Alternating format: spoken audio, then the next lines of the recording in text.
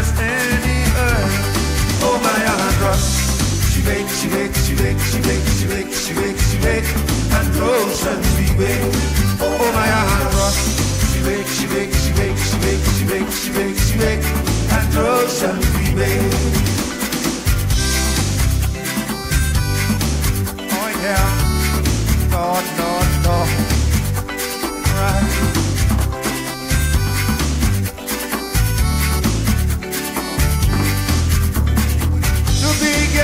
Party and all the people celebrating, happy and so jolly, celebrating the big yard party. East, west, north and south, they coming from all about. When the people working together, they joining hand in hand. Love, peace and unity all over Andros land. Oh my Andros, she wakes, she wakes, she wakes, she wakes, she wakes, she wakes, she wakes, and oceans we wake. Oh my Andros, she wakes, she wakes, she wakes, she wakes, she wakes, she wakes, she wakes, and oceans we wake. Oh yeah, oh yeah.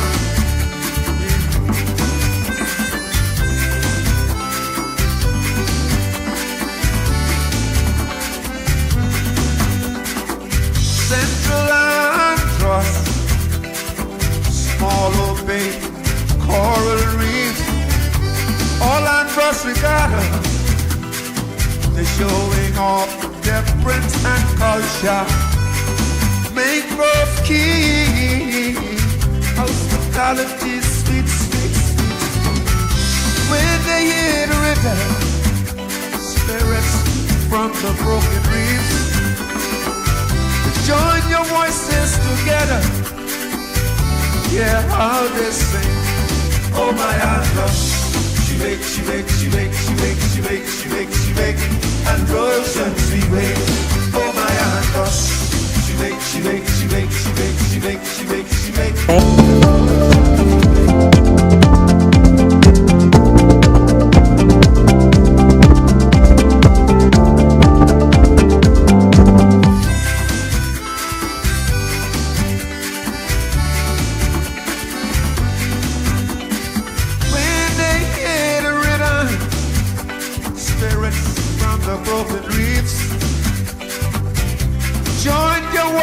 Together, yeah, how they sing.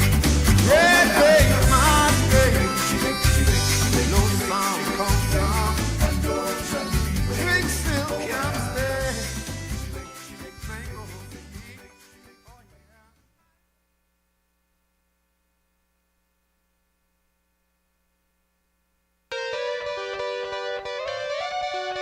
Your boom pineapple wine, your $1.50 all the time.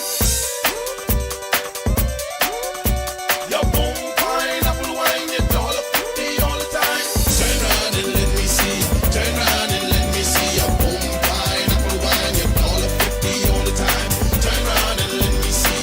Turn round and let me see. Your boom pineapple wine, your $1.50 all the time. I got a new dance, hot like pepper pot.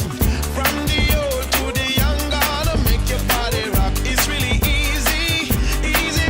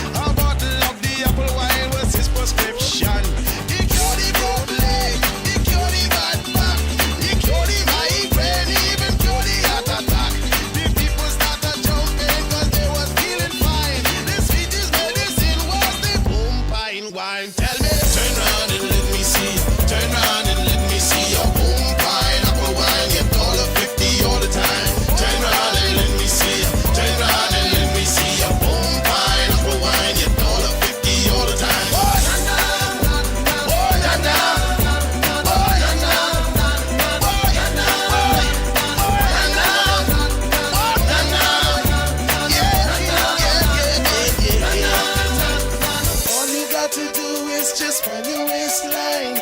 Move it to the left and then move it to the right.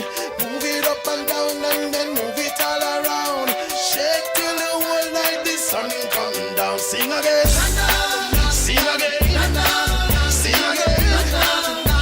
Oh na na, sing again, sing again. Oh yeah, yeah, yeah, yeah. Turn round and let me see. Turn round and let me see your boom pineapple wine. You all of 50 all the time. Turn round and let me see. Turn round and let me see your boom pineapple wine. You all of 50 all the time. Turn round and let me see. Turn round and let me see your boom pineapple wine. You all of 50 all the time. Turn round and let me see. Turn round and let me see your boom pineapple wine. You all of 50 all the time. Turn round and let me see. Turn round and let me see your boom pineapple wine. You all of 50 all the time. Turn round and let me see. Turn round and let me see your boom pineapple wine. You all of 50 all the time.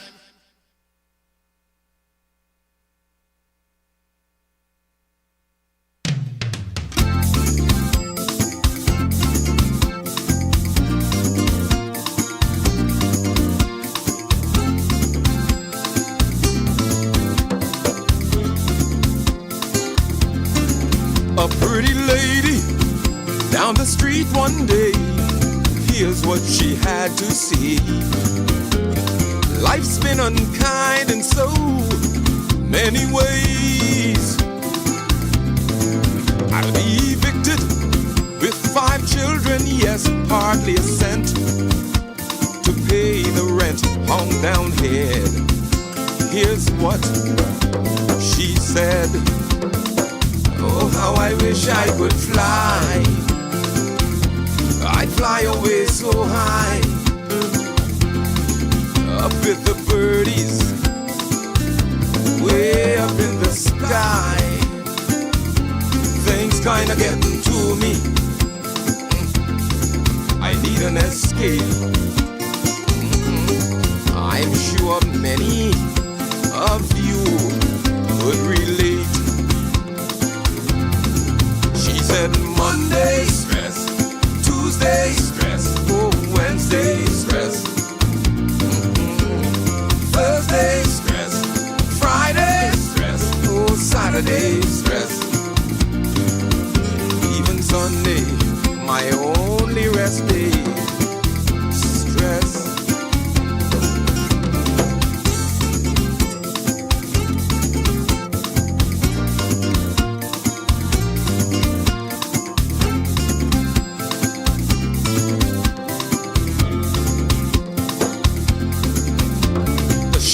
The group are going steady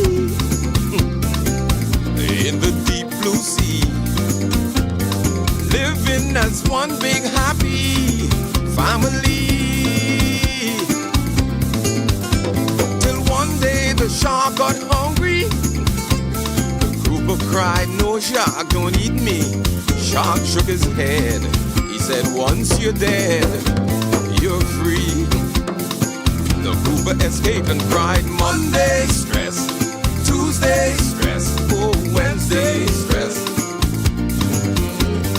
Thursday stress, Friday stress, oh Saturday stress.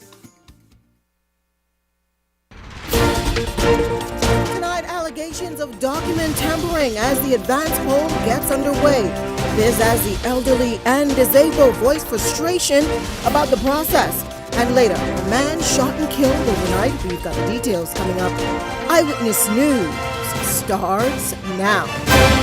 Good evening, everyone. I'm Janae Noel. Thanks so much for joining us. What should have been an orderly start to the country's advance poll descended into confusion, delays, and frustrations at several voting centers today. As we said, we're starting off our coverage tonight. It's a strong warning from the Parliamentary Registration Department. Any tampering, they say, with Form L will not be tolerated. This after concerns were raised in a public advisory issued today. Officials say altering, forging, or misusing the document is a direct breach of the Parliamentary Elections Act, with offenders facing the full extent of the law. Form L, used to confirm a voter's eligibility for the advance poll, is now at the center of heightened scrutiny, with authorities warning that any interference it threatens with the integrity of the election process. The department also reassuring the public that all documents are verified and any irregularities will be investigated and prosecuted. This as hundreds turned out for that exercise to exercise their right to vote today, but many were met with long lines, disruptions, and rising tensions, with some voters traveling from the Family Islands only to wait hours today for a chance to cast their ballots. Our team is across several locations here in New Providence tonight with complete coverage from scenes of chaos to growing concerns surrounding that process. Our Laurencia Smith at CV Bethel and our Lyndon Ritchie Jr. also at the Kendall G.L. Isaacs Gym, where those lines turned into chaos today. Laurencia, what's the latest at CV Bethel tonight?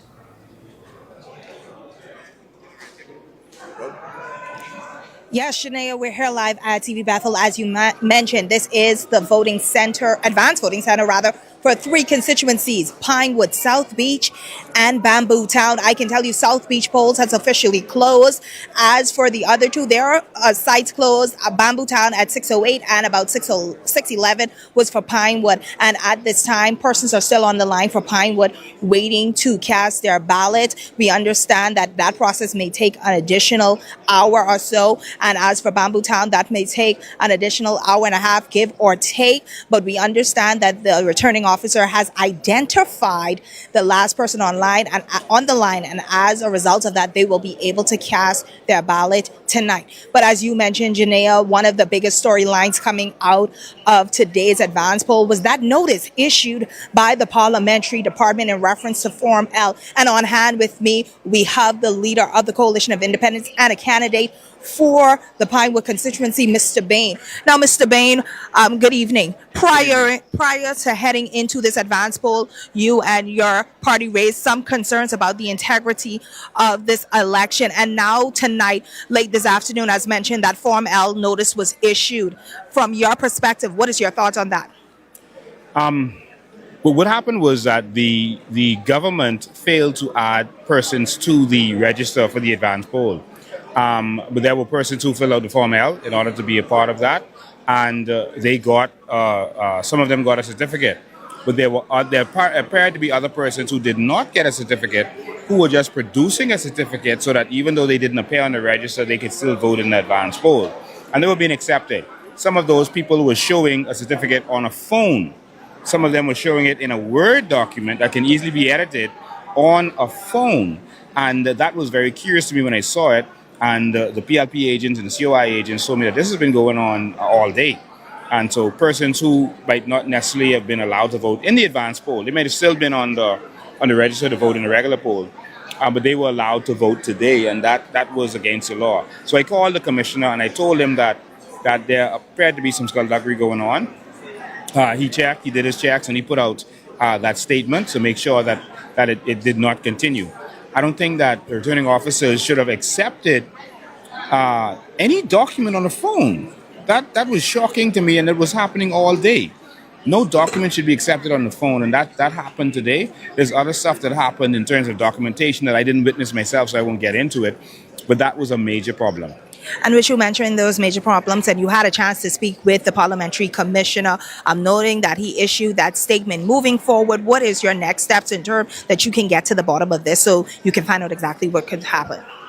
That was a major issue. We're going to investigate it some more. We have investigative skills, so we're going to find out exactly how that slipped through the cracks. But speaking to the returning officers, we saw that they got instructions, but to allow persons to just issue who had certificates issued to them to vote, but they didn't get any details. So they were just accepting the document on a phone, which should not have happened. They should have had an actual real document, not even a copy of a document. That's what the problem is. My biggest concern, though, today was the safety and health of the elderly. I'm in shock at how the elderly was treated today. The elderly were wronged today. This was a crime against humanity. This was a major failure. I'm sorry to have to say this, but we can't let this happen ever again in our country. There are persons who left here in ambulances. elderly persons. All right. All right. So thank you so much, Mr. Bain, for raising mentioning your concerns with us tonight. Thank you. All right. As you heard from the leader of the Coalition of Independents, Mr. Lincoln Bain, and also a candidate here for the Pinewood constituency about the concerns that were raised with the notice issued from the parliamentary department. And as he mentioned, that they will continue to investigate to get to the bottom of this. So, Janaea, live here from the CB Bethel Senior High School. Back to you in studio.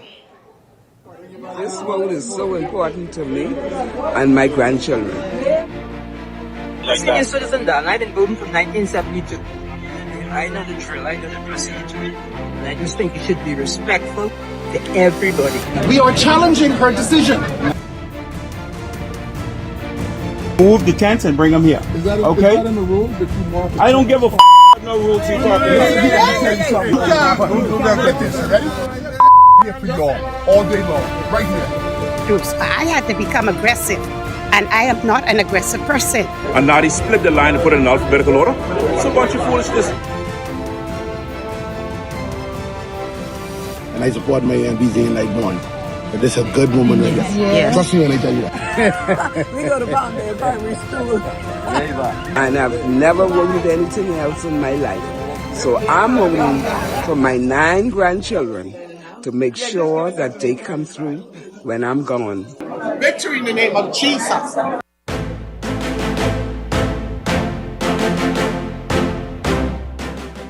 A long day full of frustration and long lines. As we said, our team coverage continues tonight of Advance Poll Day. Our Linton Ritchie Jr. also live tonight at the Kendall G. L. Isaacs Gym, where voters from 3 constituencies gathered. Many elderly voters taking to the poll. However, a few polling centers found themselves in the thick of the conflict. Linton?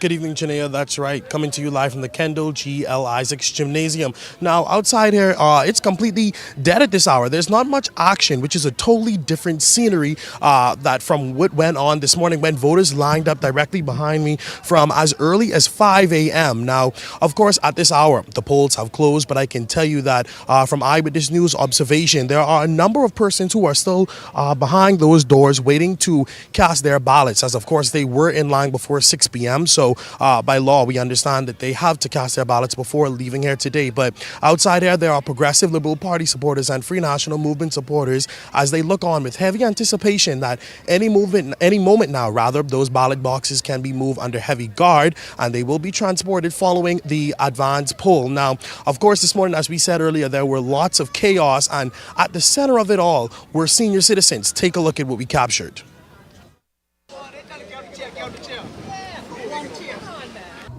They were using foul language. Foul language. I don't want to repeat it. As if the long lines and confusion were not enough, some senior citizens say the 2026 general election advance poll also placed them in the middle of political tensions. At the Kendall G. L. Isaacs Gym, where voters from St. Barnabas, Angerson, and Garden Hills cast ballots, the scene was described by some as chaotic. Voters grew frustrated. Some pushed to get inside. Additional officers were called in to assist as the crowd became more difficult to manage. Election agents from both the Progressive Liberal Party and Free National Movement were also seen moving through the voting centers, and in some instances, those encounters sparked heated exchanges. Eyewitness News was standing nearby when one of those incidents unfolded. A senior citizen claims she was verbally disrespected during the exchange. Here's what she says led to it. Maybe they were fighting over the wheelchair. Apparently, the wheelchair belongs to the PLP. And some of the guys were very nasty about it. Video captured a senior citizen wearing F&M merchandise, swinging her hat toward men in PLP gear before several people stepped in. While at the Kendall G. L. Isaacs Gym, the woman says she was defending her neighbor, who she claims was asked to get out of a wheelchair. She says despite the vulgar comments, she felt compelled to stand up for what she believed was right. Water off my back like that. Don't matter. After the long wait, the heat, the confusion, and the political tensions, some senior citizens say the advance poll process simply did not serve them well. But I just think you should be respectful to everybody. all and sundry. It doesn't matter which your political persuasion is. It should be respectful to everybody. It wasn't organized well, and it causing a problem, and it get people frustrated. It's very discouraging. Right, Janea. So as you heard it, very unfortunate incidents that occurred here today outside of the Kendall G.L. Isaac Stadium. But of course, we will be standing here outside until those ballot boxes are removed from the inside. We don't have an exact time yet. We don't even see authorities making their way out of the inside of the stadium. So we're not sure what that'll look like, but we will be standing by here. Of course, we encourage our viewers to stay tuned to Eyewitness News digital platforms for all the latest details into the closing night of advance poll ahead of the 2026 general election. I'm Linton Ritchie Jr. sending it back to you in studio, Janelle. Thanks so much, Linton. And as you heard, if you are still on that line, you still will be accommodated to vote. Meantime, a man seen in a viral video threatening Free National Movement candidate for Garden Hills, Rick Fox, and his campaign manager on Wednesday has reportedly been arrested. In a video, Fox can be seen getting into a verbal altercation with the accused after he used explicit language at the F&M candidate. Fox said he will not stand for, quote, bullying, and he says he will defend his team and others in similar circumstances. He also credited police for their response. Thankfully, the police presence has been great. It was great yesterday and great today. They held the peace for us. The individual that was being belligerent and swearing and threatening people's lives, threatened my campaign manager's life, threatened my life, was charged. The police officers pulled him away. So that context is not in that video. But I will tell you, some people are used to at this time of year being bullies. And we're not standing for that. We're not standing for that. And if you're going to swear and threaten people's lives and say you're going to your car to get something, then I'm going to react. I'm going to defend my team. I'm going to defend myself. And I'm going to defend anybody that is in the area, quite frankly, because that was a dangerous situation. The police got on the scene and they handled that, and that gentleman has been charged. Well, we understand that gentleman has been arrested. We are unsure if any charges will be filed at this time. Meantime, a Nassau Village residents' ballot will not be counted in the 2026 general election and has to go to election court after it was challenged. Incumbent Progressive Liberal Party candidate for Nassau Village, Shamal Strawn, expressing his grievance with the issue after the voter in question was given a yellow ballot to vote. Now at the polls, voters vote on the white ballot. If you receive a yellow ballot, it means that you are still given the democratic right to cast your vote, but the vote is being contested on the grounds of uncertainty to validate the documentation or possibly claimed that place of residence. Now, Strawn said that his party's attorneys advised the presiding officer against such action, but he says the presiding officer insisted on moving forward with its position. It was a grave concern, simply because one of the voters were told that on a challenge ballot, you vote yellow ballot, right? On a challenge voter, you vote a yellow ballot. Now, if that person swears an oath, then they should be allowed to vote on the white ballot. That particular provision was not followed today, despite advice from legal attorney, and now we have a disenfranchised voter. So the Parliamentary Registration Department is aware. I am gravely concerned about that particular aspect of it, and I hope that we can find some remedy or some resolution. Well, what was supposed to be a smooth process quickly turned into frustration as hundreds waited for hours in the heat at CV Bethel. Devontae Hanna was there. He has the details tonight.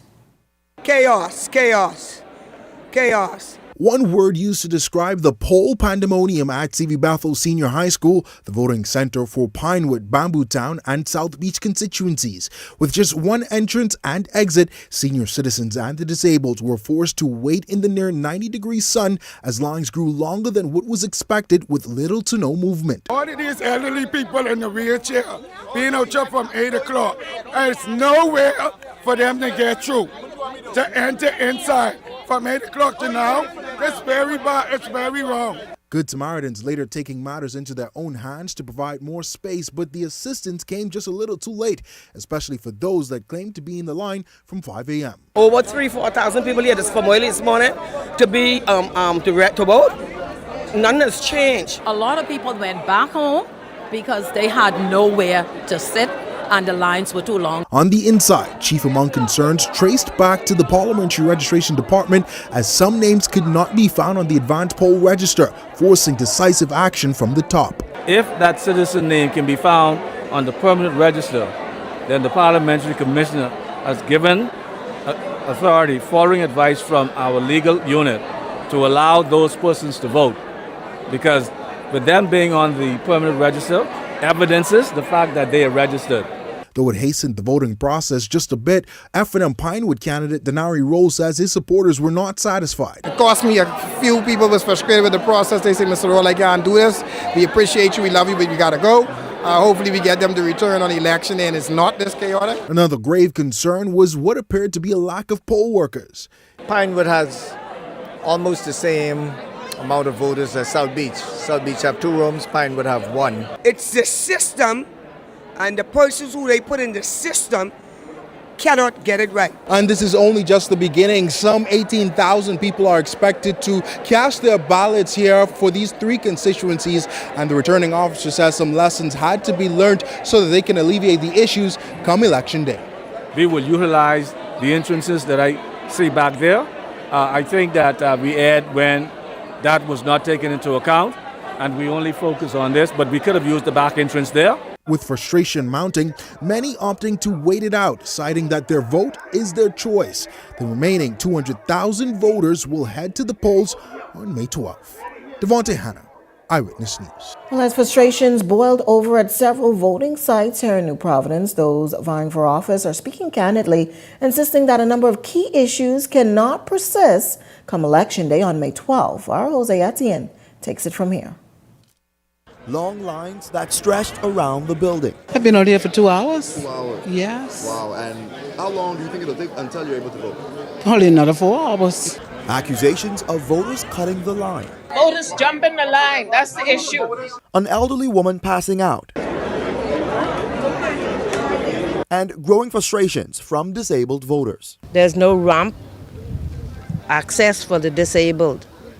Even getting in here is difficult, because they should have had at least a parking area for the disabled. Those issues overshadowed the H.O. Nash High School that became a hub of heavy constituent turnout, despite election workers getting off to a good start.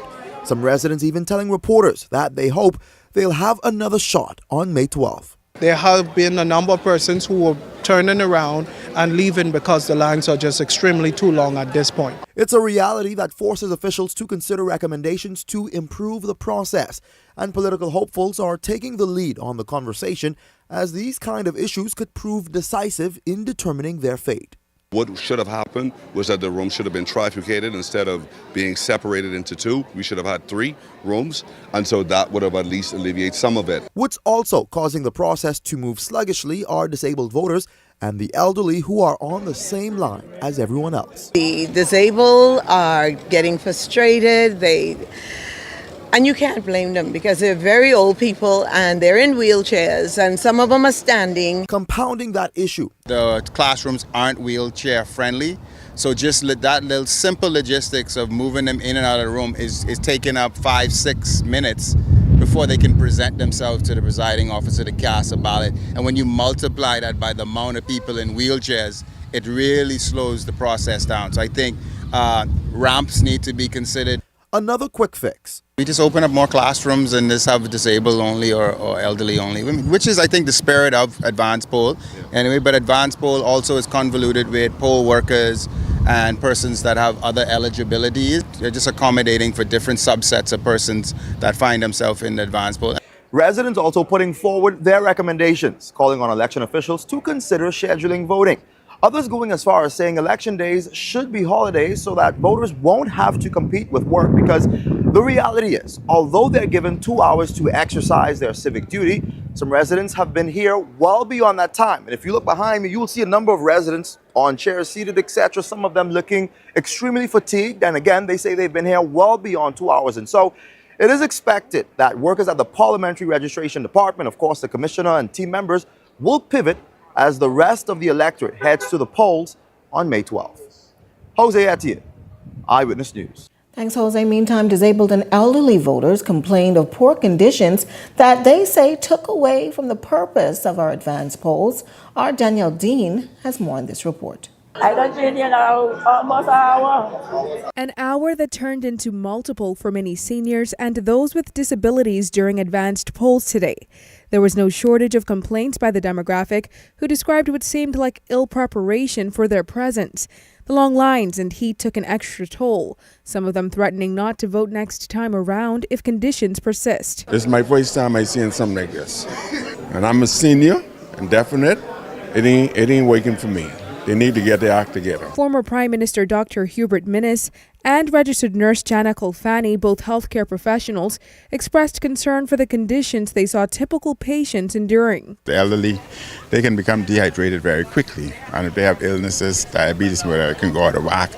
So maybe we have to look at that and have the elderly, the disabled, wheelchair, and them on a separate day so as to minimize any impact on them. That's a great concern of mine. I'm looking at people who really needs assistance with wheelchair or whatever other assistance, but we're standing on this line and we have no idea what the hell is going on. This voter has been wheelchair bound since the age of 10, and now at age 58, she confidently claimed there is no regard by political officials for those with unique needs until it's time to vote.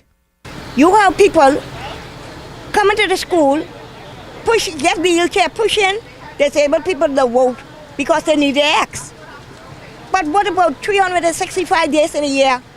They don't go to a people's house to ask them, to let them take their disabled person out for a treat or for a ride. Why you just can't do it now? I don't need you to push me. Last election, the PLP took me to Anatole Rogers School to vote for the PLP. And after I finished voting, they told me I must get back home the best way I could. The best way I could. So I choose to vote for who I feel like voting for. PLP Killarney candidate Robin Lyons admitted the process could flow more smoothly, suggesting an alternative route. I would like to see the process go a little faster, and I think that what we need to really advocate for is for a special room for the voting of seniors and those who are disabled and infirmed. I think the long lines are a little too taxing for them. And so if we could make special accommodations for those categories of persons, I think it would be much better. Danielle Dean, Eyewitness News. Meantime, FNN Chair and Bamboo Town candidate Dr. Dwayne Sands, he's questioning the logic behind the number of rooms used at respective schools during the advance poll today. Sands noted that with some 12,000 voters registered in his constituency alone, and each voter averaging about 5 minutes, he says it's impossible that all voters can be facilitated in a 10-hour period. The issue is the preparation for the number of people certified to participate in the advance poll. So if you know that you have 26,000 people, then there ought to be a specific number of presiding officers, police officers, polling stations, etc. Here we have a massive school, C.V. Bethel. Multiple closed classrooms. There is absolutely no reason why we could have opened 3, 4, 5 more classrooms and staffed them with the appropriate ballot boxes, etc. The Parliamentary Registration Department made a decision not to do so, and thereby created this disaster. They need to own it, acknowledge what they did, and attempt to make sure that it doesn't happen, because 26,000 is different than 200,000, and when we have 200,000 people going to the polls across the country, God help us.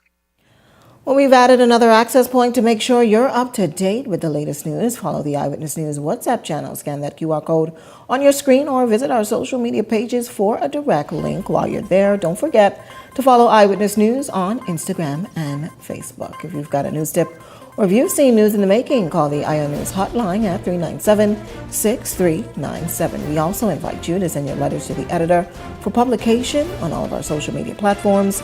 Eyewitness News Bahamas at gmail.com. And if you're watching on our Facebook or YouTube page, share your thoughts about today's stories. in the comments section. We want to hear from you. We're just getting started in Eyewitness News today, but when we come back, an emotional homecoming for a Bahamian man who was locked up in Venezuela. We've got that story coming up.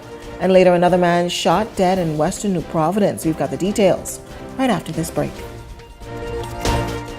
Vibes is resilience in motion. So even when things go out of sync, we do what it takes to bring the vibes back. At BTC, we understand your vibes because we live it.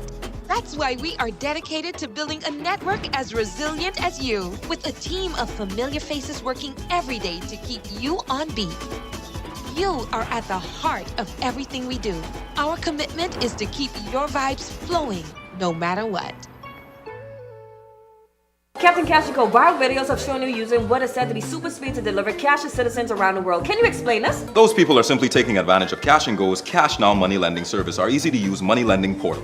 How does it work? Well, you simply enter your information along with a recent payslip, a picture of your ID, and then select your loan amount and the repayment term. We review it as soon as possible. And then once approved, we could have your cash delivered to your mobile wallet, or we could send it directly to a bank of your choosing. Any more questions? No. Thanks, Cash & Go, man. It's Captain Cash & Go. Got that crispy onions crunch, take a bite, it's a smile. Sweet onion sauce drip, happy running down my side. Pepper jack cheese, bring a little playful wow. Brioche bun soft like a cloud on this ride. Oh, let's get chicky with it. Hey, taste the sweet side of things. Every single bite, so litty. Got my whole crew doing their thing. Crispy onion, sweet onion sauce. Pepper jack cheese, going off. Brioche bun, sitting pretty.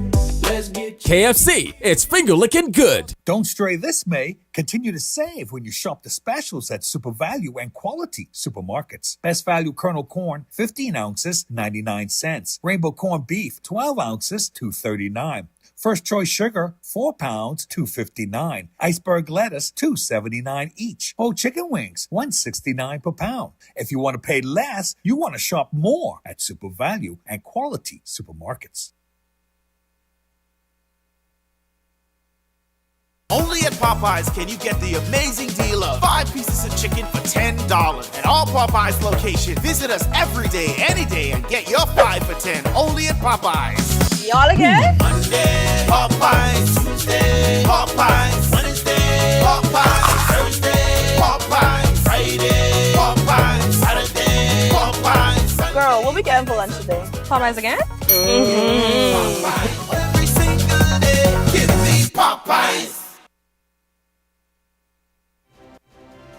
This segment of Eyewitness News is brought to you by EV Motors Fleet Sales Division.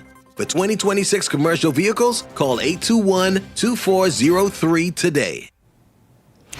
Welcome back. Here's a look at your Eyewitness News gas tracker. You're getting the cheapest tonight at Esso, $6.58. Rubis coming in at $6.64. Shell, $6.67. Your local prices at the pump. Well, Family Islanders making their way to the Capitol today to vote in the polls. Our Rebecca Bain was at the University of the Bahamas, where they cast their ballots. The University of the Bahamas grounds were filled with party colors with the exception of the Coalition of Independence, as some Family Islanders got a head start at the polls, casting their votes for their candidate of choice in the 2026 general election. All day, every day, no other way. PLB. Deborah Moxie Rowell, F&M candidate for Exumas and Ragged Island. You can see the broad from it, man. It's all about progress team in Knowles, Long Island. That's the man we're going with, Carlton Bolay. For some, the process was a breeze. The process was relatively smooth, fast, efficient. This is my 8th election. It was smooth. But for others, they wish access to advanced polls was right at their doorstep instead of another island. It'll be more convenient for elderly and poll workers. Persons purchasing tickets to come all the way over here to vote when they could have been set up right in Exuma and persons could vote. You gotta get up early, travel, then get here to Nassau. You gotta get a rental, you gotta get accommodations if you have the layover. So it's a bit, it's a bit rough. And to top off that frustration, some even took issue with the Parliamentary Registration Department's operations, saying the integrity of the election is hanging by a thread. I've had persons coming in who are not on the advanced poll list, but they're bringing, letters stating that they have special voters' right and stuff like that, and it's all of a mix up and stuff like that. So it's being crazy and it's terrible. And that has left an unpleasant taste in the mouths of those who votes carry weight. Today it was very horrible. Plenty as what they call it, skullduggery. Of course, first time voters do not want to vote. Understand? I'm also a poll worker here, so I've been through it all day. And those who are counting on them. This is 2026. We ought not to be in a position where we have to operate in an environment of confusion and chaos. So that's an issue. And while the partial convenience of advanced polling has raised some concerns, incumbent for Central Mangrove Key and South Andros Leon Lundy says, in time, the process for Family Islanders will improve. It's evolving, and that's what it's all about, just making sure that the process gets better. Rebecca Bain, Eyewitness News. Voting also took place in Grand Bahama today as early voters there also turned out in droves to participate in the democratic process. Opposition leader Michael Pintard raising more concerns about the process. He's calling for it to be fair and balanced among the electorate. It's been somewhat smoother, but again, we have a complication that has developed. In some of the centers, persons have been told that they do not have an opportunity, if they have a protest, to vote on a yellow ballot. We got clarification. I spoke with our attorney who spoke with Mr. Thompson, who said no, that's not the case. But the very persons who were presiding over the process in Grand Bahama identified him as having issued the instructions on yesterday. Meantime, Progressive Liberal Party supporters and candidates, they were happy to have their day get underway as the clock ticks to May 12th. Because we wanted to have the right to vote, and the PLP were very cognizant about these things. Some of the things we wanted, we just couldn't afford because of working with government. Me personally, I had to be in the background, but most of the other women who formed the women's suffrage movement so that we can vote, and out of that formed the PLP women. We joined with the PLP. A little slow at the beginning. It was hot outside, but after it got going, it went along very well. No glitches at all. For me, it feels great to vote and mark my X for myself. So I had a wonderful experience today, and I'm happy to be here to have this experience with my voters. Election days, we would jump in a vehicle and we would traverse. We would visit every constituency to see how it's going. And whenever you came to Central, you would see a sea of red. Today, April 30th, 2026, when you enter the corner of the polling station or the City of Life, you see the wave, the blue wave, you see it. You see it taking its time. At times it picks up the pace, but it's just going smooth. And all you see around here today, from inside the station, straight out to the street, is blue. Meanwhile, Bahamians abroad telling a different story about advanced poll and the proceedings in their respective places of residence. Tall Pines constituents studying in London, Kylie Watkins, says overall the process was a smooth one. Today, I participated in the advanced polls at the Bahamas House, and I really want to commend the officials there because the process was so seamless. I was in and out of there in less than 5 minutes. Yeah, I was actually surprised too. And everything just went extremely smoothly from when I got in there to when I left. So kudos to the officials that worked the poll today. Really excited that I was able to exercise my voice. Meantime, Exuma native Ricky Curling, also studying in London, recalls what it was like signing up for the advanced poll, offering a few pointers on how the process could improve the next time around. Signing up for the advanced polls was pretty straightforward and easy. I brought my passport to the High Commission office here in London. They had me in and out in no time. I didn't have to bring a passport picture, but the only thing that I would critique about this process is that it was not well advertised. A lot of students did not know about the advanced polling registration, and because of that, they missed out on the opportunity to vote. Today at the polls, it was nothing like what was going on in Nassau. We had really short and amazing lines. I went pretty early. I was one of the first people to vote, and there was nobody there. I was in and out, and I was able to make my 10 a.m. class. Although I was the first person there, I also spoke with people who voted later on in the day, midday, and they all had similar experiences to me. They were in and out, no lines. So I think that it was well organized and we had a lot of time for everybody to get in and vote. Meantime, back in Grand Bahama, the Pine Ridge independent candidate and former MP for the constituency once again contesting that seat. And while pleased with this showing of voters today, he says it wasn't that easy to tell how these votes may go. Now is very interesting. I would venture to say that shirts don't vote. So those who are in shirt doesn't necessarily mean that they're voting for the shirt they're representing. People vote for different various reasons. People sometimes vote because they want opposition or they want a strong voice to stand up against the government.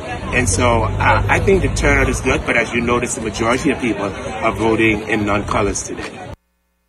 While still canvassing those voting sites, former Prime Minister Perry Christie admitting today that Michael Pintard has a chance as the opposition leader, even if slight, at being the country's next prime minister, noting that in his time on the political scene, the electorate played musical chairs with leaders, and that didn't change in the 2021 general election, seemingly paving the way for the same to happen this time around. Based on historical precedent, he has a chance because no one has been able to win a consecutive term since Hubert Ingram did it in 1997. And so I won in 2002 to reverse that after I took over the leadership from Lyndon Finley. And then I thought I would win in 2007. The economy was the best it's ever been. But, you know, I got a lot of seats, but I lost the elections to Hubert in 2007, and I came back in 2012 and won. So if you look at that, you say, yes, Pintard does have a chance. But still with a natural bias for the party he once led, he says he hopes to see Prime Minister Philip Davis returned as the country's leader.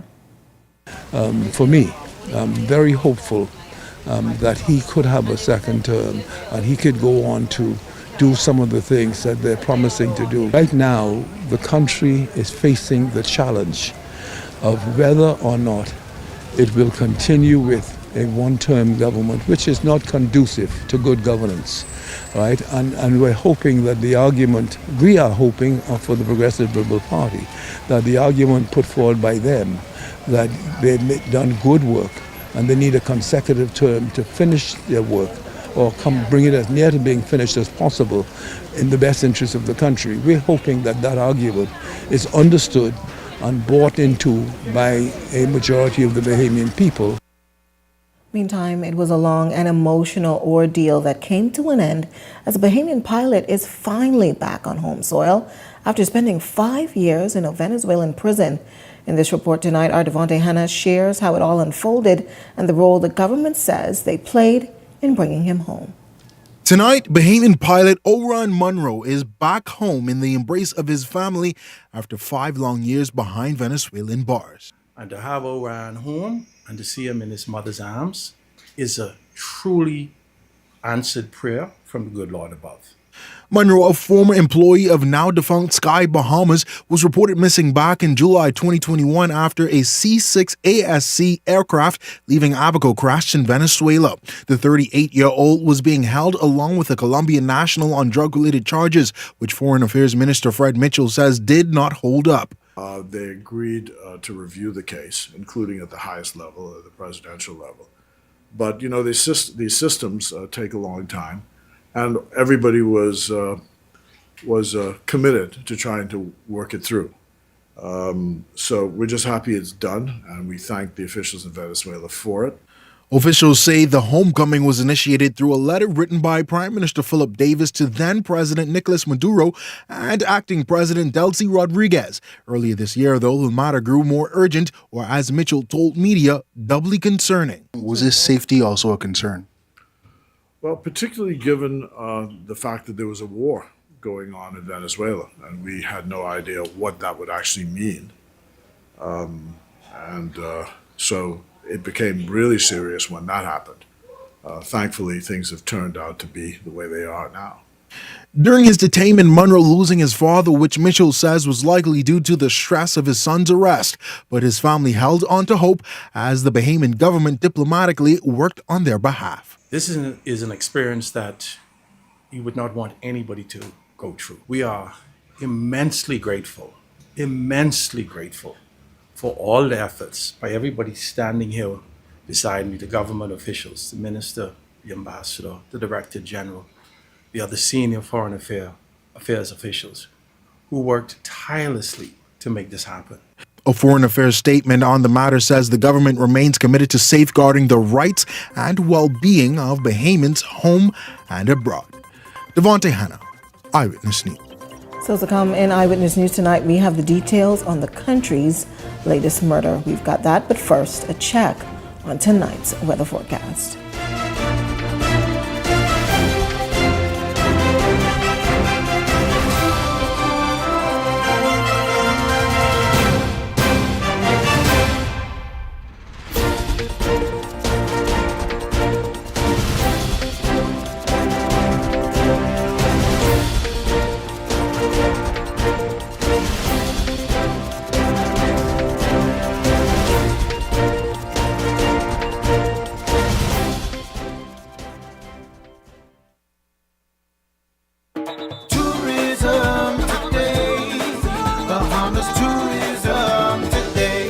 Firstly, this is the 70th year that we're doing this here in Exuma. It has a brand of itself and a following that keep people coming back year after year. The challenge for these regattas is that we don't have enough rooms, enough capacity to accommodate everyone who want to come. So up to yesterday, I'm receiving phone calls, people looking for rooms. I've offered them some tents on the beach, because the reality is there are no more rooms, no more rental cars, the restaurants are full, the vendors are making money, and it truly is a great time in Exuma. That's a part of the importance of domestic tourism. People are coming from all across these islands to watch sailing, our national sport, but we also have a lot of tourists from abroad who are here and enjoying regatta.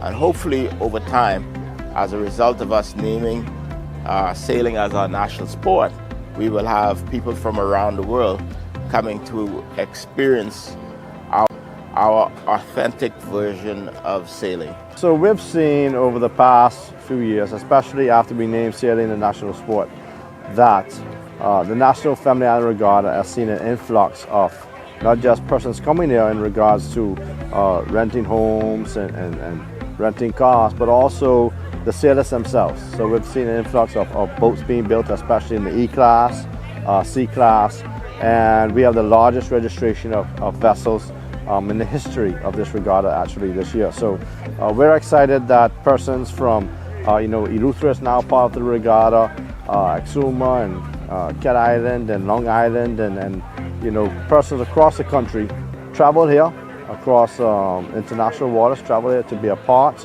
of regatta and to enjoy the activities on land as well as to watch sailors sail. For more tourism updates, visit Tourism Today or Bahamas.com. This is Tourism Today. At BOB, we take pride in our business banking. I chose Bank of the Bahamas because it was a Bahamian-owned bank. The bank has certainly supported our evolution through overdraft facilities, purchasing of equipment, facilitating of salary payments, and I really believe that Bank of the Bahamas is able to help in the development of the local economy. I would truly recommend the services at Bank of the Bahamas. Tasha, what you saying? Girl, right here, rushing to cash J.S. Johnson. I gotta renew my insurance. Oh, I with JSJ too, but I don't wait in line. I just pay online. Stop it. How you do that? Just email info@jsjohnson.com and say, sign me up for the online service center. They'll reach out and hook you up. You ain't never have to stand in line again. Amen to that. Save time. Pay online. Sign up for J.S. Johnson's online service center today. Insurance, peace of mind. You're watching Eyewitness News. Welcome back. Well, a man shot dead on Wednesday night, marking the country's 21st murder for the year in western New Providence around the Mount Pleasant Village area. Authorities say the man was gunned down in a quiet ambush. Police control was alerted to a shooting on Hamilton Road in the Mount Pleasant area. When officers arrived on scene and began their preliminary investigation, what they've gathered thus far is that the deceased was exiting his residence when a small Japanese vehicle pulled up. The occupants of that vehicle exited and started firing in his direction, fatally wounding him. The deceased is in his 40s, and we're asking anyone with any information that can assist us in our investigation to please assist us by calling the police and providing that information. For detailed specifics from authorities on whether the victim was going to meet the men responsible for his murder, here's what police had to say. No, well, we don't have that particulars, but it does not appear so that he was going to meet that vehicle, or we know that he was exiting his residence. We're still looking into information as far as surveillance and also talking with other witnesses to make certain that we confirm the number of persons that exited the vehicle. So we don't want to give that information at this time. Meantime, a retired corrections officer, Eyewitness News understands, is the country's latest traffic fatality taking place in Barry-Tarry, Exuma. According to preliminary reports, it was shortly before 12 p.m. Officers at the Georgetown Police Station received information that a man had been found unresponsive in waters near the Barry-Tarry Bridge. Officers were dispatched to the scene where they discovered a blue Honda Civic overturned and partially submerged on the northern side of the bridge. Upon closer inspection, officers found the unresponsive male, reportedly age 55, partially covered with a white sheet, dressed in a white and blue shirt and black shorts. A local doctor later attending that scene pronouncing him dead. Investigations indicate that a concerned citizen had noticed the vehicle in the water before police arrived and had used a tool to gain access. The individual assisted removing the victim from that vehicle, after which he was discovered by responding officers. Initial findings suggest that the driver may have lost control of the vehicle, causing it to veer off the bridge and into the water. An autopsy is expected to be conducted to determine the exact cause of death. Meantime, investigations are ongoing. Well, a 46-year-old man is in hospital nursing gunshot wounds after being shot on Key West Street overnight. Police say before 9 p.m., the victim was told that he was going outside gathering debris when they heard gunshots and was struck in the buttocks as he returned home. His girlfriend later making the call to notify police. He was transported to hospital by EMS personnel where his condition is unknown. Investigations are ongoing. Well, that wraps up news at this hour. A full day of early voting. Of course, officials from the Parliamentary Registration Department releasing a statement moments ago acknowledging the concerns taking place today and said that immediate changes are in effect. You can see that statement on all of our social media pages. That ends news. Still to come on Beyond the Headlines is a full recap of today's event. She's also back at some of those voting centers as the polls closed at 6 p.m. That does it for us here at Eyewitness News. It's certainly been a pleasure having you in our company tonight. On behalf of the entire news team, I'm Janae Nawal saying good night and be safe, everyone. Welcome back to The Movement, your energy and transport briefing. Across the islands, MOET is helping Bahamians take control of their future through the Post Office Savings Bank. It's simple, reliable, and designed for everyone, no matter which island you call home. The post office isn't just for mail. It's also home to a hidden gem called the Savings Bank. With just $3.15, you can make a huge difference towards your future finances. Come, let me show you how it works. Saving doesn't have to be complicated. From first-time savers to parents planning ahead, the Post Office Savings Bank has been helping Bahamians put a little aside, safely, securely, and close to home. The Post Office Savings Bank is a thrift bank established by the Bahamas government to assist all Bahamians to save.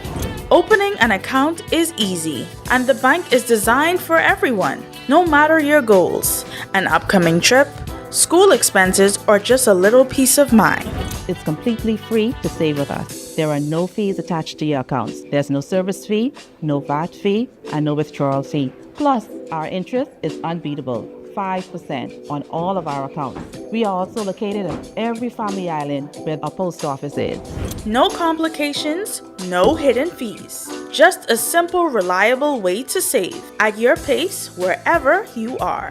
You just have to be a Bahamian citizen or Bahamian resident. All you need is a passport, voter's card, or driver's license, and a NIV, and a minimum of $3 to open an account. We offer 3 different types of accounts: organizational, which is a non-profit, individual account, and joint account. I'm Erin Scavella, and this is The Movement, your energy and transport briefing. Small steps today can turn into big savings tomorrow. Start saving, start simple, and start right where you are. We have made significant progress on the installation of the temporary causeway at the Tino Beach Bridge. The causeway, when completed, will allow all vehicle types to access Tino Island with no weight restrictions. So since the passing of Hurricane Dorian, the Lucayan Service Company has been challenged over the past 6 years.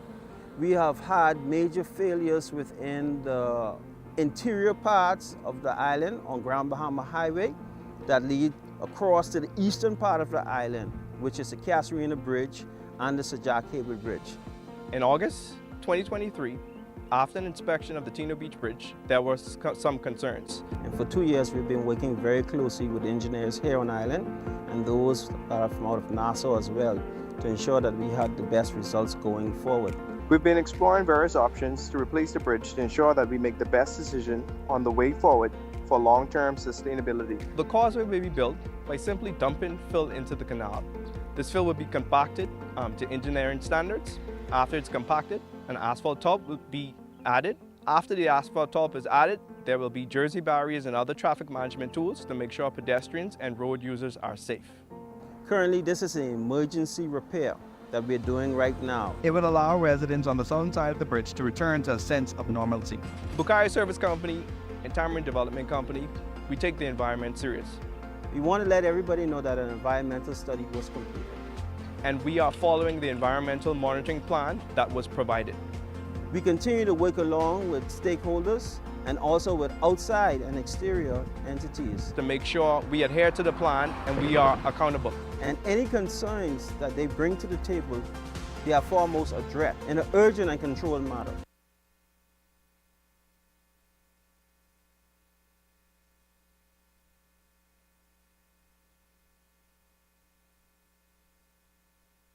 Five cars, catch the keys, don't blink, take these. Island Luck is giving away 5 brand new cars. Earn 10 reward points for a chance to enter and win. Enter weekly from Monday 12 a.m. to Sunday 2 p.m. Winners are announced Sundays at 3 p.m. on 103.5 The Beat and Island Luck Socials. 5 cars, 5 weeks. The more you play, the better your chances. Visit islandluck.com for more information. Catch the keys only at Island Luck. Must be 18 and over. Island Luck reminds you that it's only a game, so please game responsibly.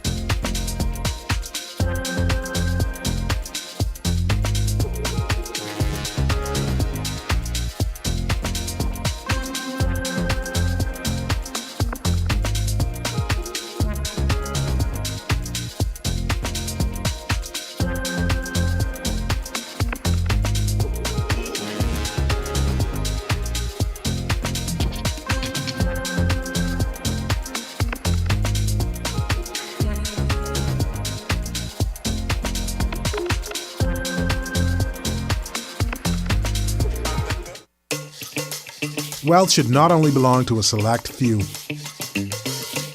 At Investar, we believe the door should be open to everyone. We provide options for planning a better future.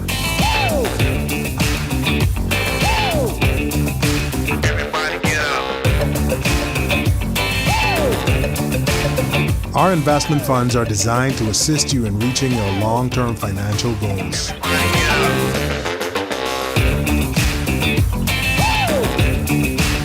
Let us show you how. Everybody get up.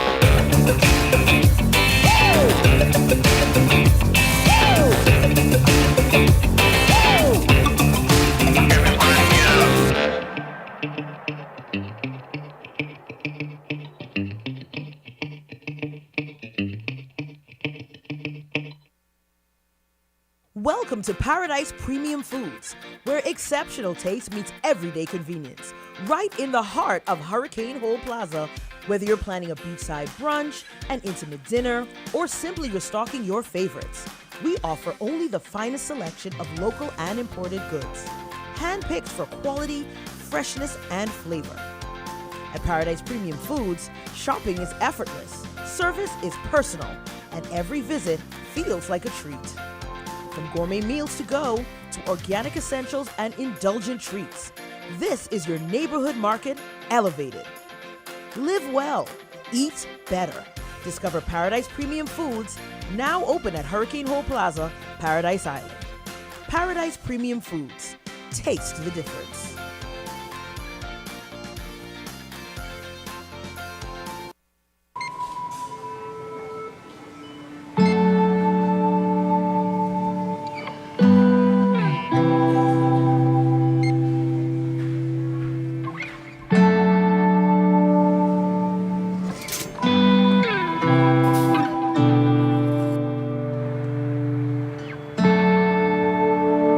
We all know there are ways we can help.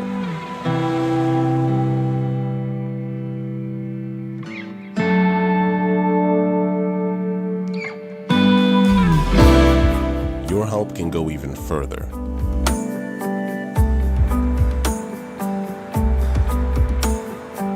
Be an everyday superhero.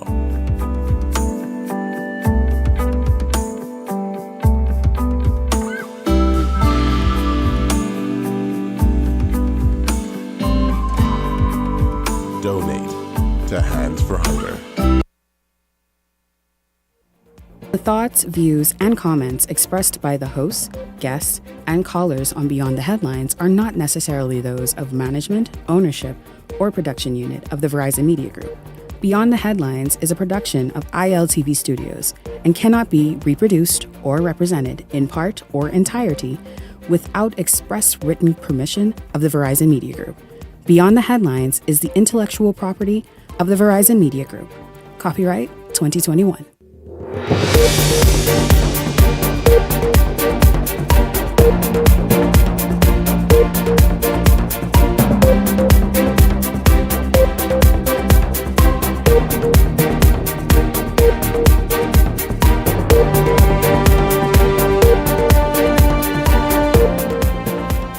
Today's advance poll in the Bahamas making it to the American Entertainment Network TMZ? It did. We talk about it. Today, a test run for the Parliamentary Registration Department as thousands of Bahamians showed up at the polls to vote early. The day was filled with drama and hiccups. And so what must the PRD do ahead of the May 12th national vote for a smoother process is the question. Also tonight, former Prime Minister Perry Christie speaking out. That's right.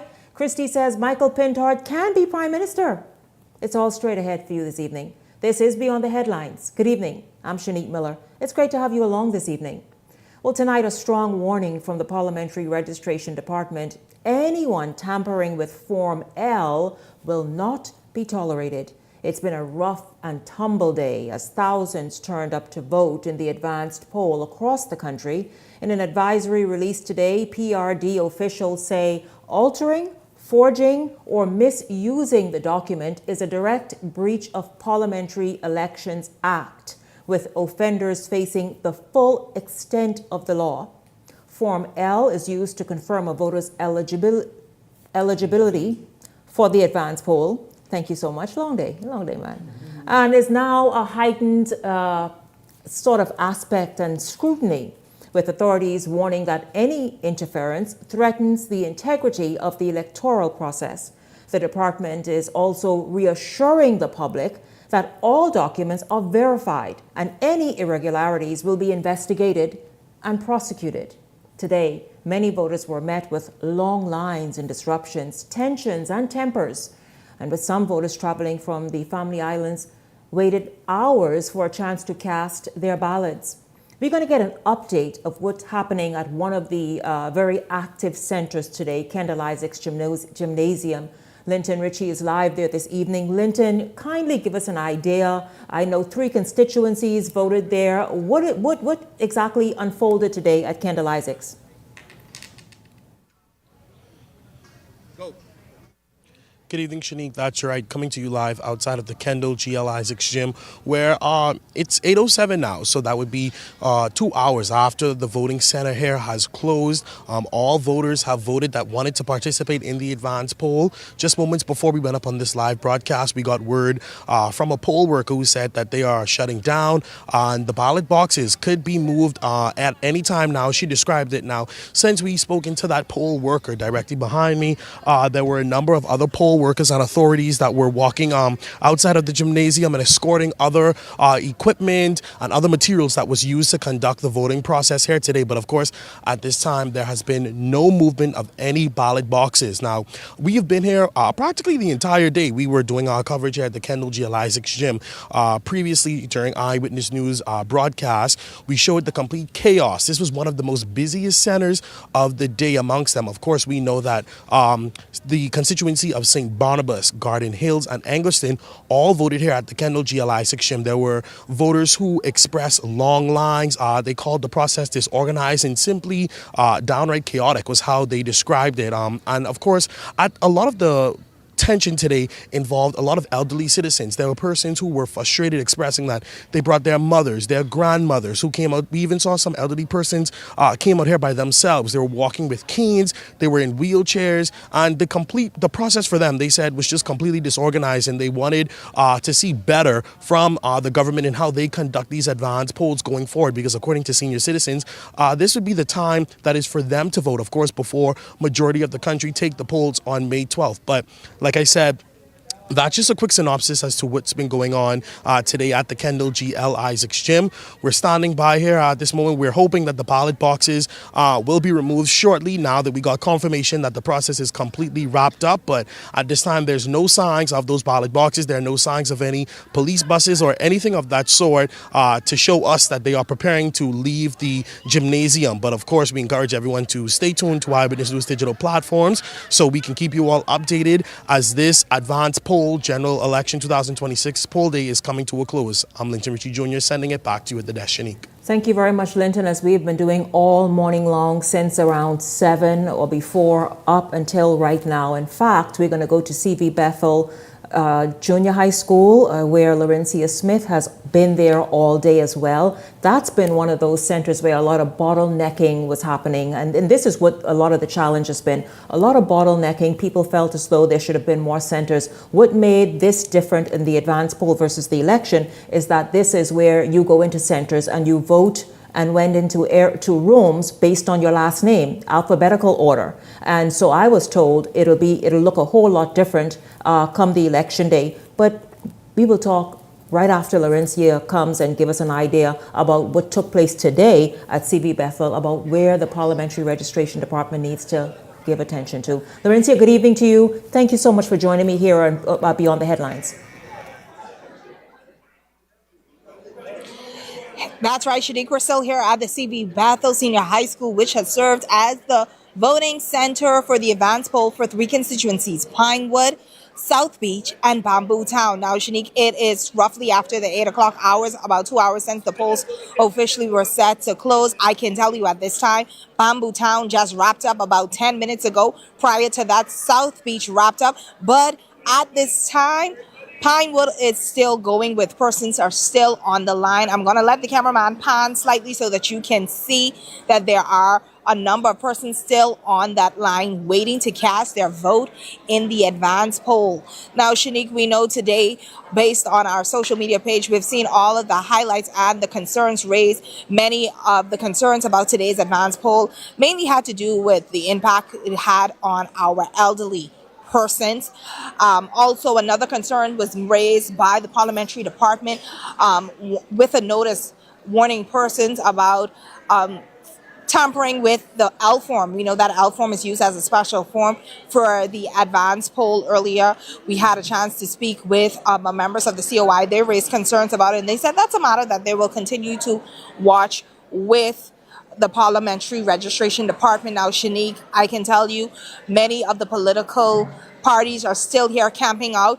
We had a chance to speak with the various candidates from all sides, and many of them telling us, Shanique, that they will leave officially when the boxes depart from here in that caravan, and we understand that those ballots will be headed to the commissioner's office, where they will stay for safekeeping until the May 12th general election. It is relatively still quiet here at CV Bethel, but a few minutes earlier, when we arrived earlier in the evening, just before that 6 o'clock hour, it was kind of touch and go. It was a lot of chaos going on.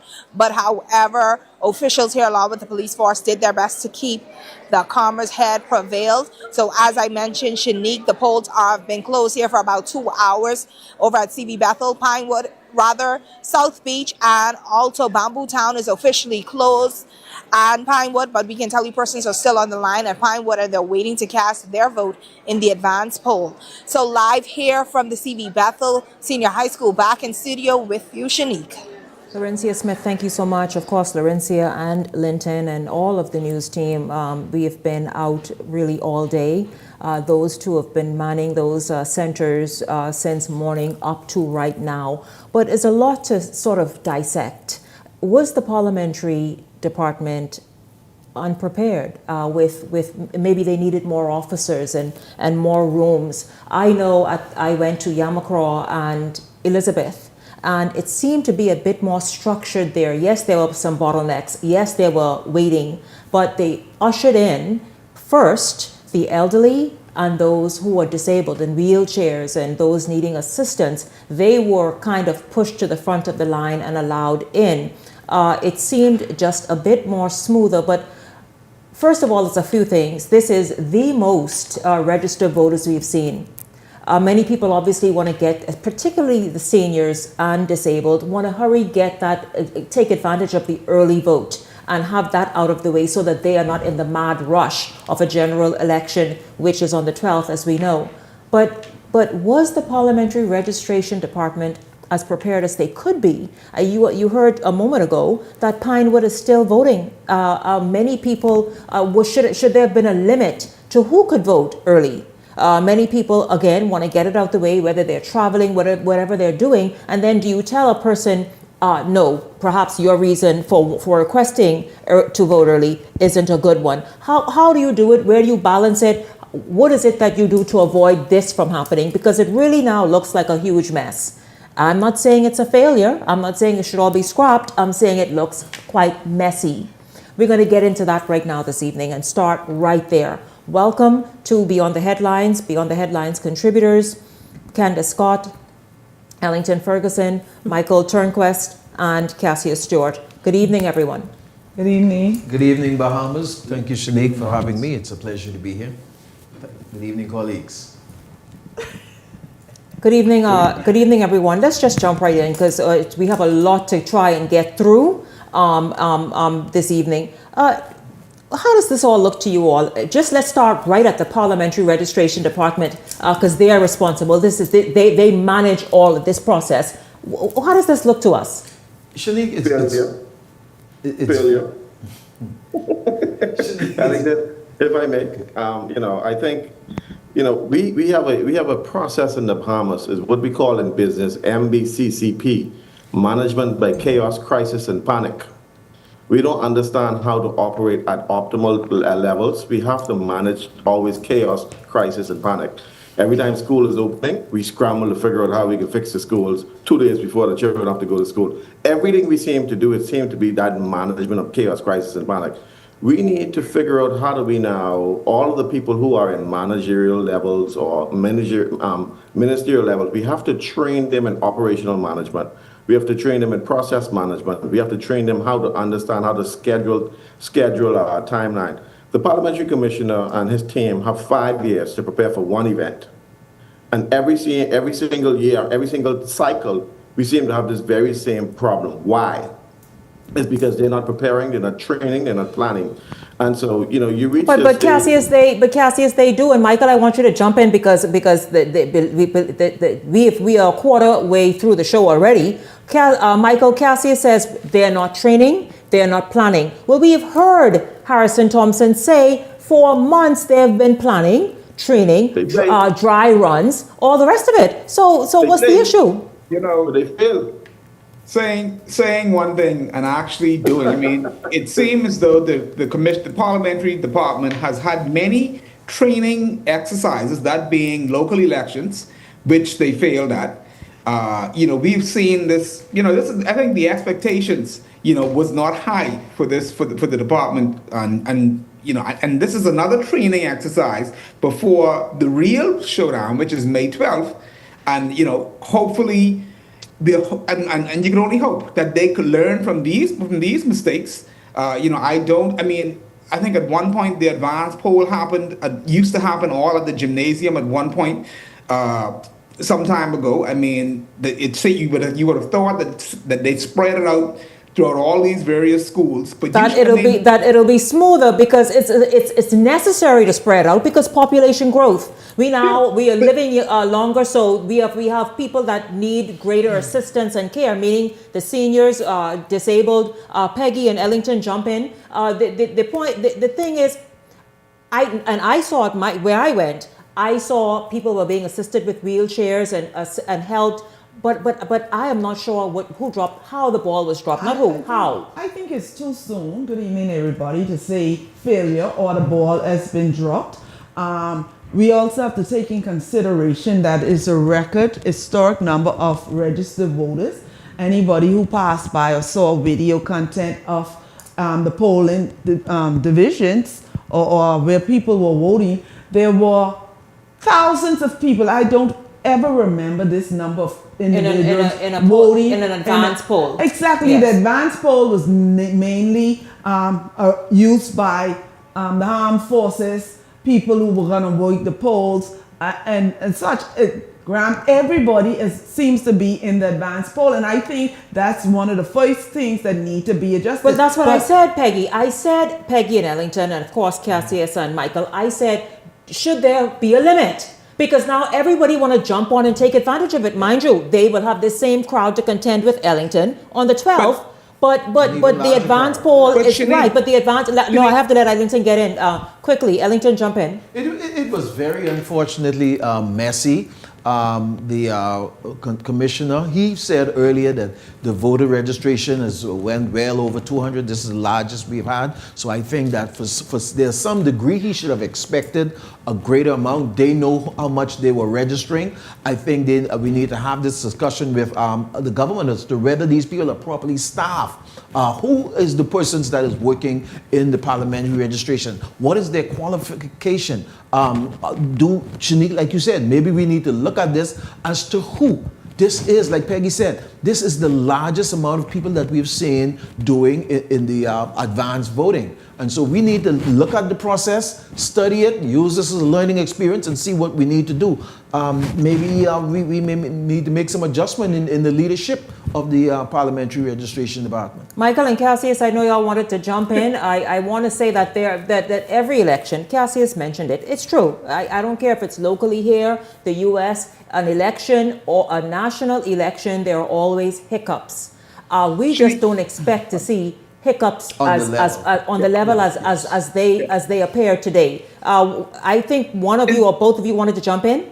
In my view, they know exactly who registered in what constituencies for the advanced polls. I mean, at the end of the day, you can make a quick determination just based on numbers, what areas or what schools should have more rooms based on if 2,000 people in one constituency like St. Barnabas or whatever would have registered, they know that, hey, that's a lot of people to handle all in one day, just in one room. Maybe we need to split it up in 5 rooms based on the amount that we have of people that actually the day before or 2 days before that we have registered at this moment. I mean, the data is there. It isn't like all of a sudden early this morning they woke up and said, oh, boy, that's a lot of people. Oh, we don't have time to scuffle around and do what we need to do.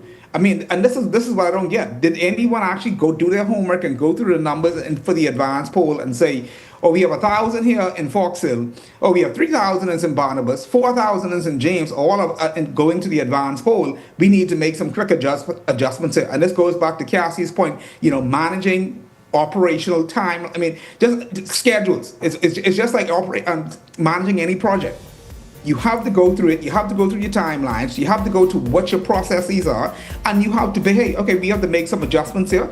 Will it be right on, pivoting right there at that point, or doing it ahead of time? They had more than ample time based on pre-advanced registered vote. 5 years. But what I think though is that in our country we hate for somebody to correct us. The only way to improve is to get corrections and to find out where your weak spots are, your soft spots are, and say, listen, this is where we need to adjust, this is where we need to pivot, this is where we need to strengthen. And so what we need now moving from May 12 is that we need there to be a quick adjustment so that we don't have these hiccups in the general election. Because what I find in our country is that because we criticize and be saying that this need to be done, this is the problem, people take offense to that. Don't take offense to rebuke. Use rebuke as a way to strengthen yourself and to improve the processes. We need to be able, every Bahamian wants to vote and they want to be able to vote smoothly. And so let's make sure that the election on May 12 runs smoothly. Yes, thank you all. Peggy, jump in right quick. I just want to say we also must acknowledge the apparent intentional disruption and aggravation that the parliamentary secretary, commissioner and his team received from the opposition. I mean, every day you on the porch having a comment. Allow these people to do their work. Allow these people So you think that they were squeezed and sort of almost triggered into not performing? I would have chased them so quick. Let me do my work because they're setting the stage now for cut-offs. They don't want to say, they setting the stage, so this big failure would, all this big trouble. It coming. But we are just getting started. That's all I'm saying. We have so much more to get to when it comes to today's advanced poll. Beyond the Headlines is back right after this. Don't go anywhere.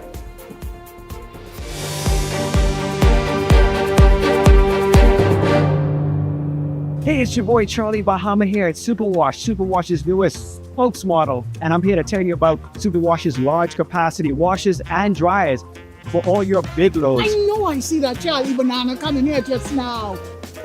Luckily it's also big enough for me to hide it. I thought he was right over here where these large capacity washer and dryers is. They're big enough now to handle your big loads, Yeah, like your comfort on your blanket. But just look at us.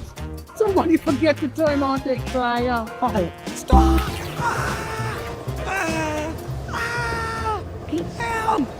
You hear something? Yeah, that's the sound of clean. Superwash washes your process you add and change them 24/7.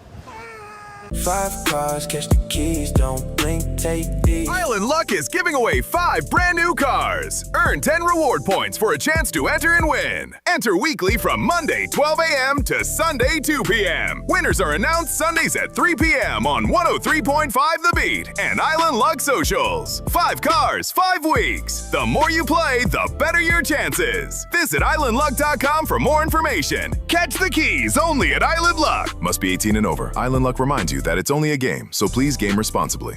The race to 2026 is heating up, and the nation's voice is louder than ever. Here on Beyond the Headlines, we're checking the mood, the momentum, and the message of the people. I'm Shanique Miller.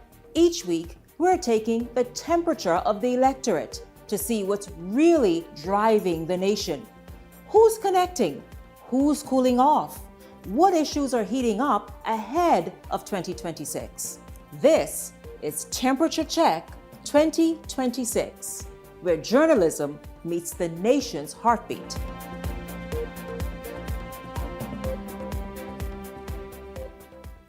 Welcome to Paradise Premium Foods, where exceptional taste meets everyday convenience.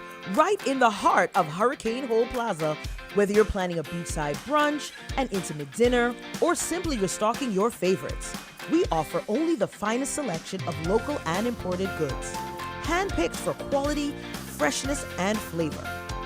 At Paradise Premium Foods, shopping is effortless, service is personal, and every visit feels like a treat. From gourmet meals to go to organic essentials and indulgent treats, this is your neighborhood market elevated. Live well, eat better. Discover Paradise Premium Foods, now open at Hurricane Hole Plaza, Paradise Island. Paradise Premium Foods. Taste the difference. This segment is brought to you by EV Motors Fleet Sales Division. For 2026 commercial vehicles, call 821-2403 today.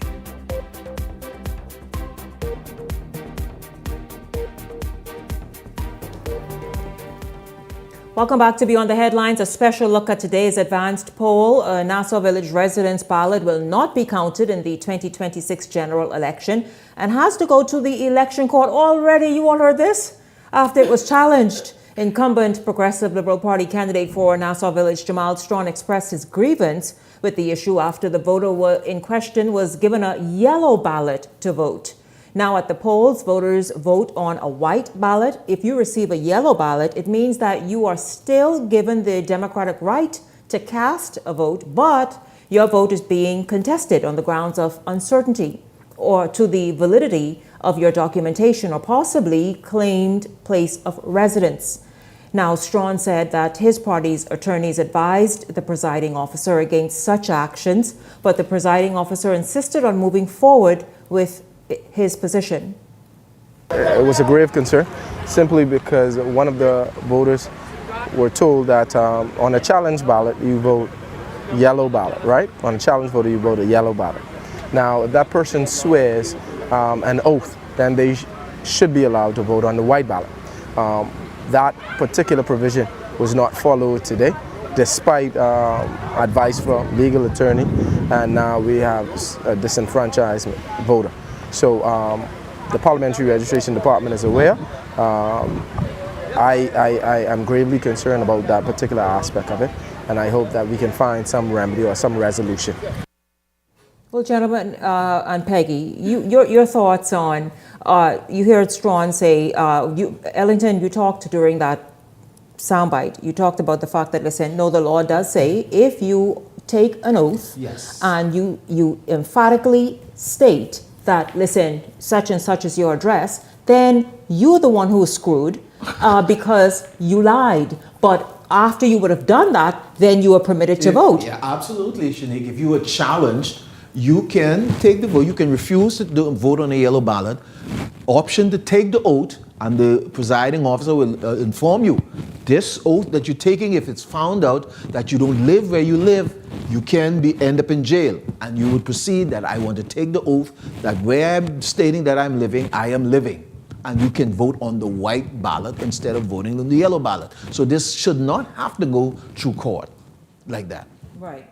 Listen now, let's move forward very quickly. Of course, we all know what took place today. We see the centers right in at CV Bethel, for example, where it's still going on, where voting is still going on. The Pinewood constituency residents, they are still voting in the early vote that took place today. Polls opened today at 8 o'clock. 8 o'clock, as you see, quite a number of them, well, that one actually, is still ongoing because of all of the, number one, the rush to vote. So many people, it appears as though they were caught off guard with the number of people showing up to vote.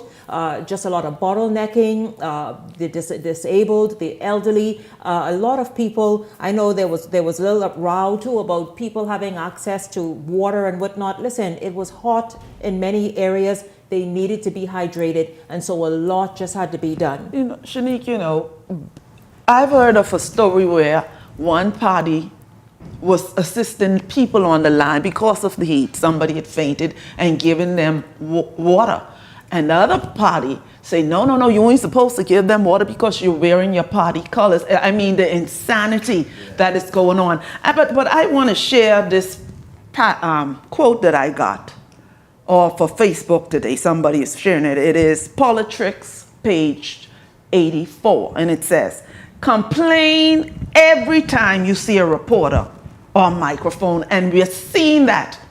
This book that was written to just create chaos, and that's why the word chaos is being, and crisis is being thrown, because they have the instructions how to create chaos. Every time you see a reporter or a microphone, I mean, the ducks Peggy, even was complaining today, Peggy, mad and angry. Would you deduce today and even this evening's late vote that's happening at Pinewood in CV Bethel, you put that to a page out of a book? No, I said the whole setup I mean, people came from work, they probably just reached and the lines was long. And so what you do, turn them away, that would be more chaotic if you turn them. As long as you're on the line before 6 o'clock, you are allowed to vote. I put this all on the fact that this is a record number. The difference between the armed forces and poll workers and people who are traveling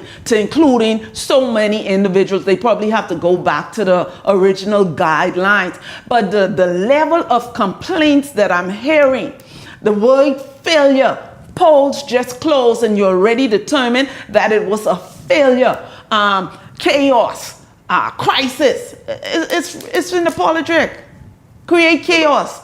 But results can be the same. So listen, let's go to the story from Jose Etienne. It talks about how frustrations boiled over at several areas. We know it, we see it, we've seen it play out online all day, but we also want to get to it so we can give some opinions and thoughts and perspectives. Voting sites here in New Providence, those vying for office are speaking candidly, insisting that a number of key issues cannot persist come May 12th. Here's Jose Etienne.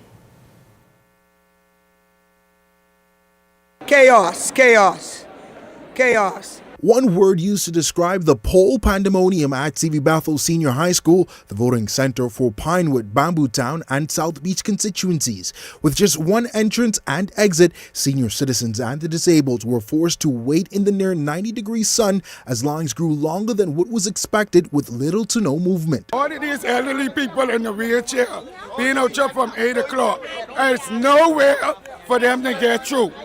To enter inside from 8 o'clock to now, it's very bad, it's very wrong.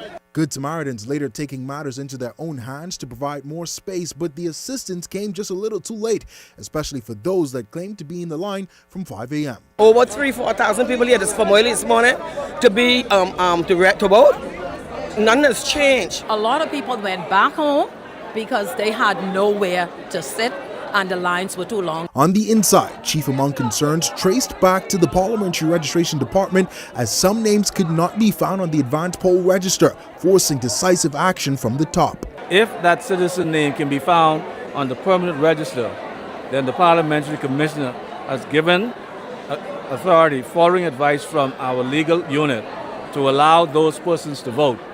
Because with them being on the permanent register, evidences the fact that they are registered. Though it hastened the voting process just a bit, F&M Pinewood candidate Denari Rose says his supporters were not satisfied. It cost me a few people was frustrated with the process. They say, Mr. Roll, I can't do this. We appreciate you, we love you, but you got to go. Hopefully we get them to return on the election and it's not this chaotic. Another grave concern was what appeared to be a lack of poll workers. Pinewood has almost the same amount of voters as South Beach. South Beach have 2 rooms, Pinewood have 1. It's the system and the persons who they put in the system cannot get it right. And this is only just the beginning. Some 18,000 people are expected to cast their ballots here for these 3 constituencies, and the returning officer says some lessons had to be learned so that they can alleviate the issues come election day. We will utilize the entrances that I see back there. I think that we erred when that was not taken into account, and we only focus on this, but we could have used the back entrance there. With frustration mounting, many opting to wait it out, citing that their vote is their choice. The remaining 200,000 voters will head to the polls on May 12th. Devontae Hanna, Eyewitness News. And so, you know, we have given opinion on this, what Devontae talked about. I just kind of wanted to bring to your attention because what Jose did is he went and spoke with a number of candidates and they offered some suggestions and recommendations, hopefully recommendations, as you all have said this evening, that must be considered and put in place before May 12th to make this not happen on election day. Let's hear Jose's story.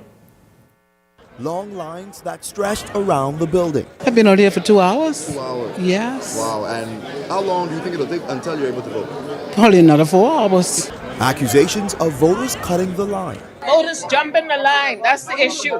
An elderly woman passing out. And growing frustrations from disabled voters. There's no ramp access for the disabled.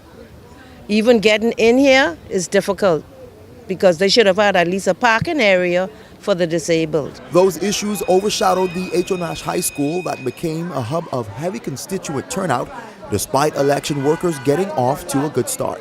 Some residents even telling reporters that they hope they'll have another shot on May 12th. There have been a number of persons who are turning around and leaving because the lines are just extremely too long at this point. It's a reality that forces officials to consider recommendations to improve the process, and political hopefuls are taking the lead on the conversation, as these kind of issues could prove decisive in determining their fate.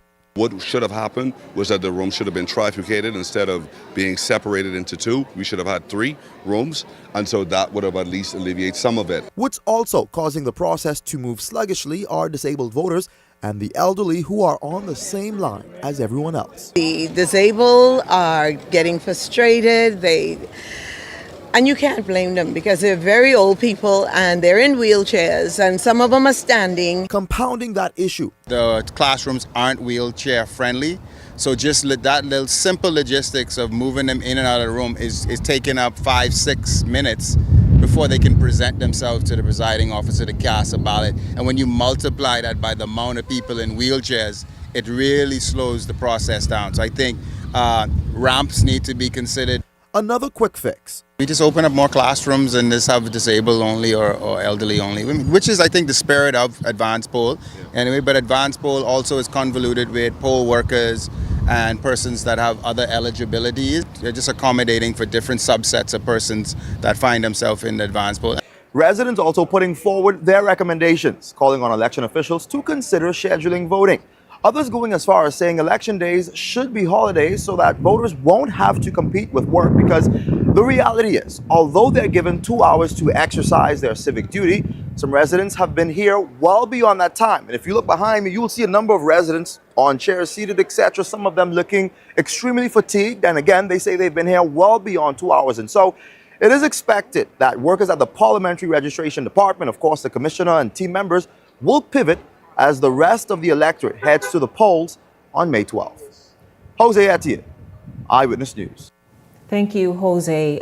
So let's just jump right into it, panel. You heard a lot of suggestions there. In fact, the suggestions were for May 12th, but a number of those persons that we saw speaking took action immediately today to help remedy the situation. Like I said, I was at Yamacraw, Michael, Cassius, Ellington, Peggy. I was at Yamacraw and Elizabeth, and I saw a number of people being assisted with wheelchairs, those seniors and those who were wheelchair bound or any sort of assistance. They were given preference to try and get them in, get them voted, and get them back to where they need to be. But your thoughts on some of the recommendations we heard tonight?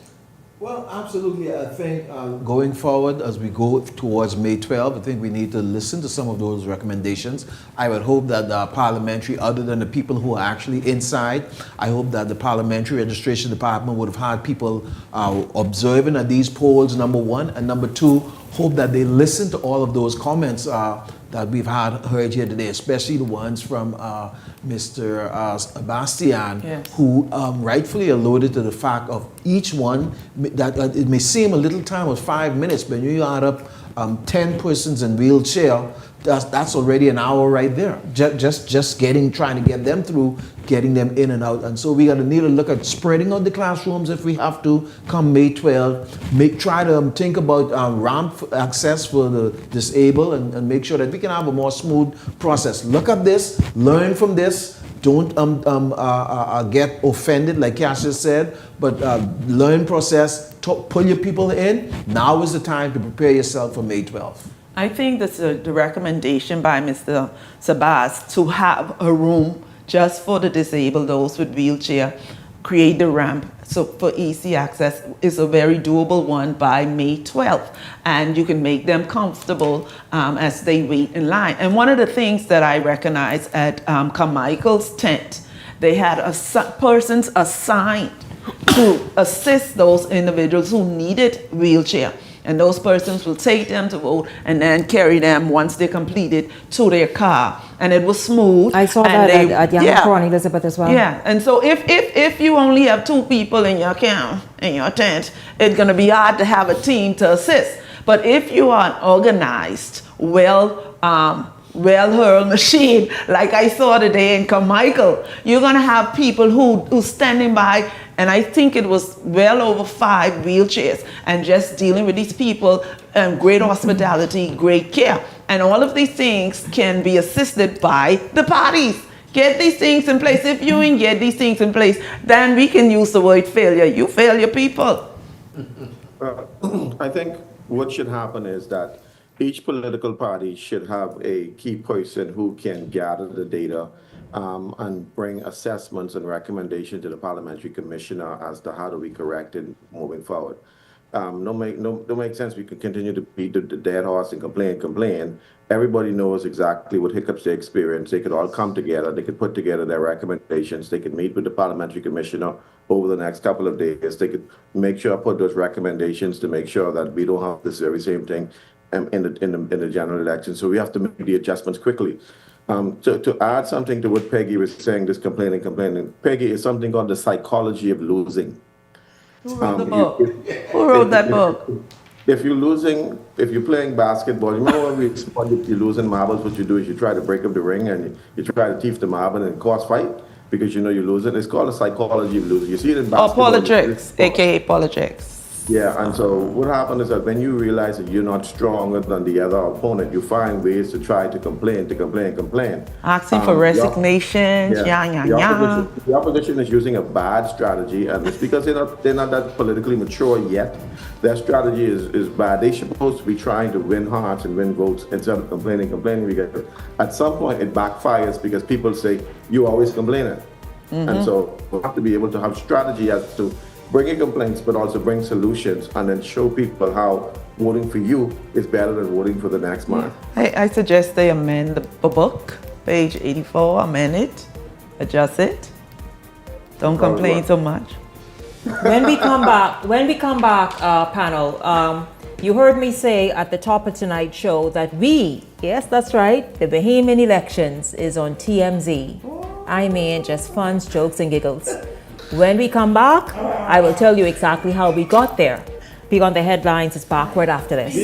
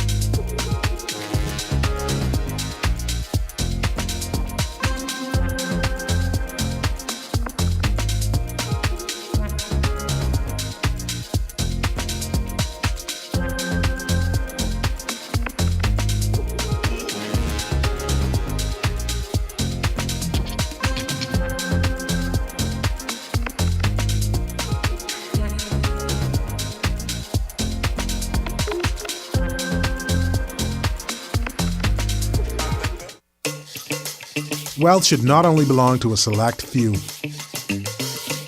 At Investar, we believe the door should be open to everyone.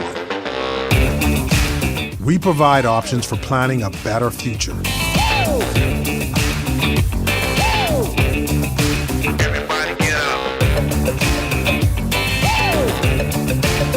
Our investment funds are designed to assist you in reaching your long-term financial goals.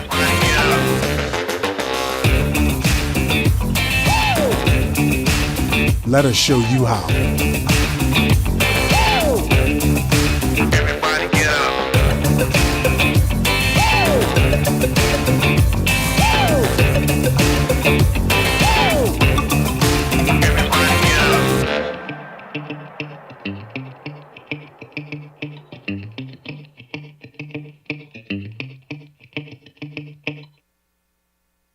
So you want a space. But not just any space. You need something with a little more potential. So how about 1,000 square feet of room to play with? Superb audio and video production capability, digital LED wall, full lighting grid, and about 124 seats to accommodate a full studio audience with so many other features. Make us your home for your next concert, conference, and so much more. Honestly, the possibilities are endless. Here at ILTV Studios, we'd love to bring your next event to life. So what do you say? Do you want our space?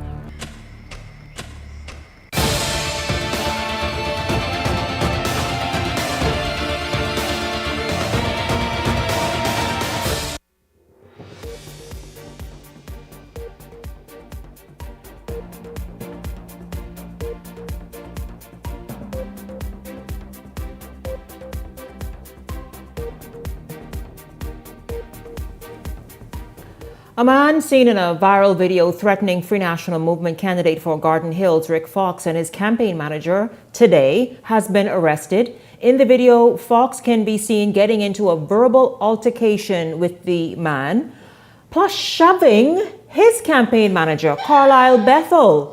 This after the man used profane language directed at Fox. Let's take a look.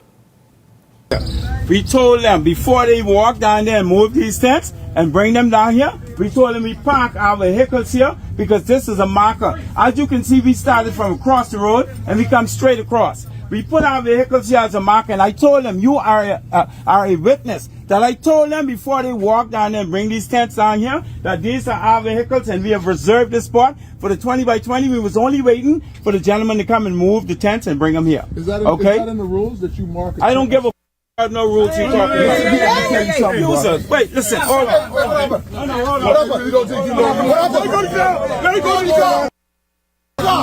You can't. Don't do that to me. Don't do that. Don't do that. Fuck them. You're crazy. You're crazy. But you don't freak out yourself, yeah? You don't freak out. Hold on. You don't freak out yourself. This, ready? Right here for y'all, all day long, right here. Police. Police. That's right, girl. I'll tell you. Police. You a part of it. Police.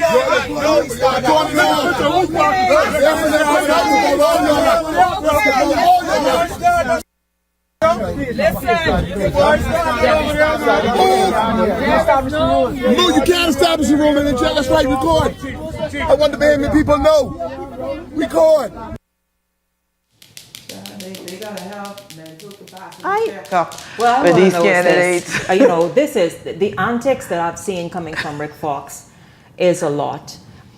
He shoved Carlisle Bethel, who appears to be his team worker, working with him, and when I read just now that someone was arrested, I'm wondering where was he? I didn't know cursing was an arrestable offense, but the man, whoever that was, did not curse Rick. He used profanity and as many Bahamians do to express themselves. This bullying that he's been driving home nationally, been bullying. And let me just say thanks very much.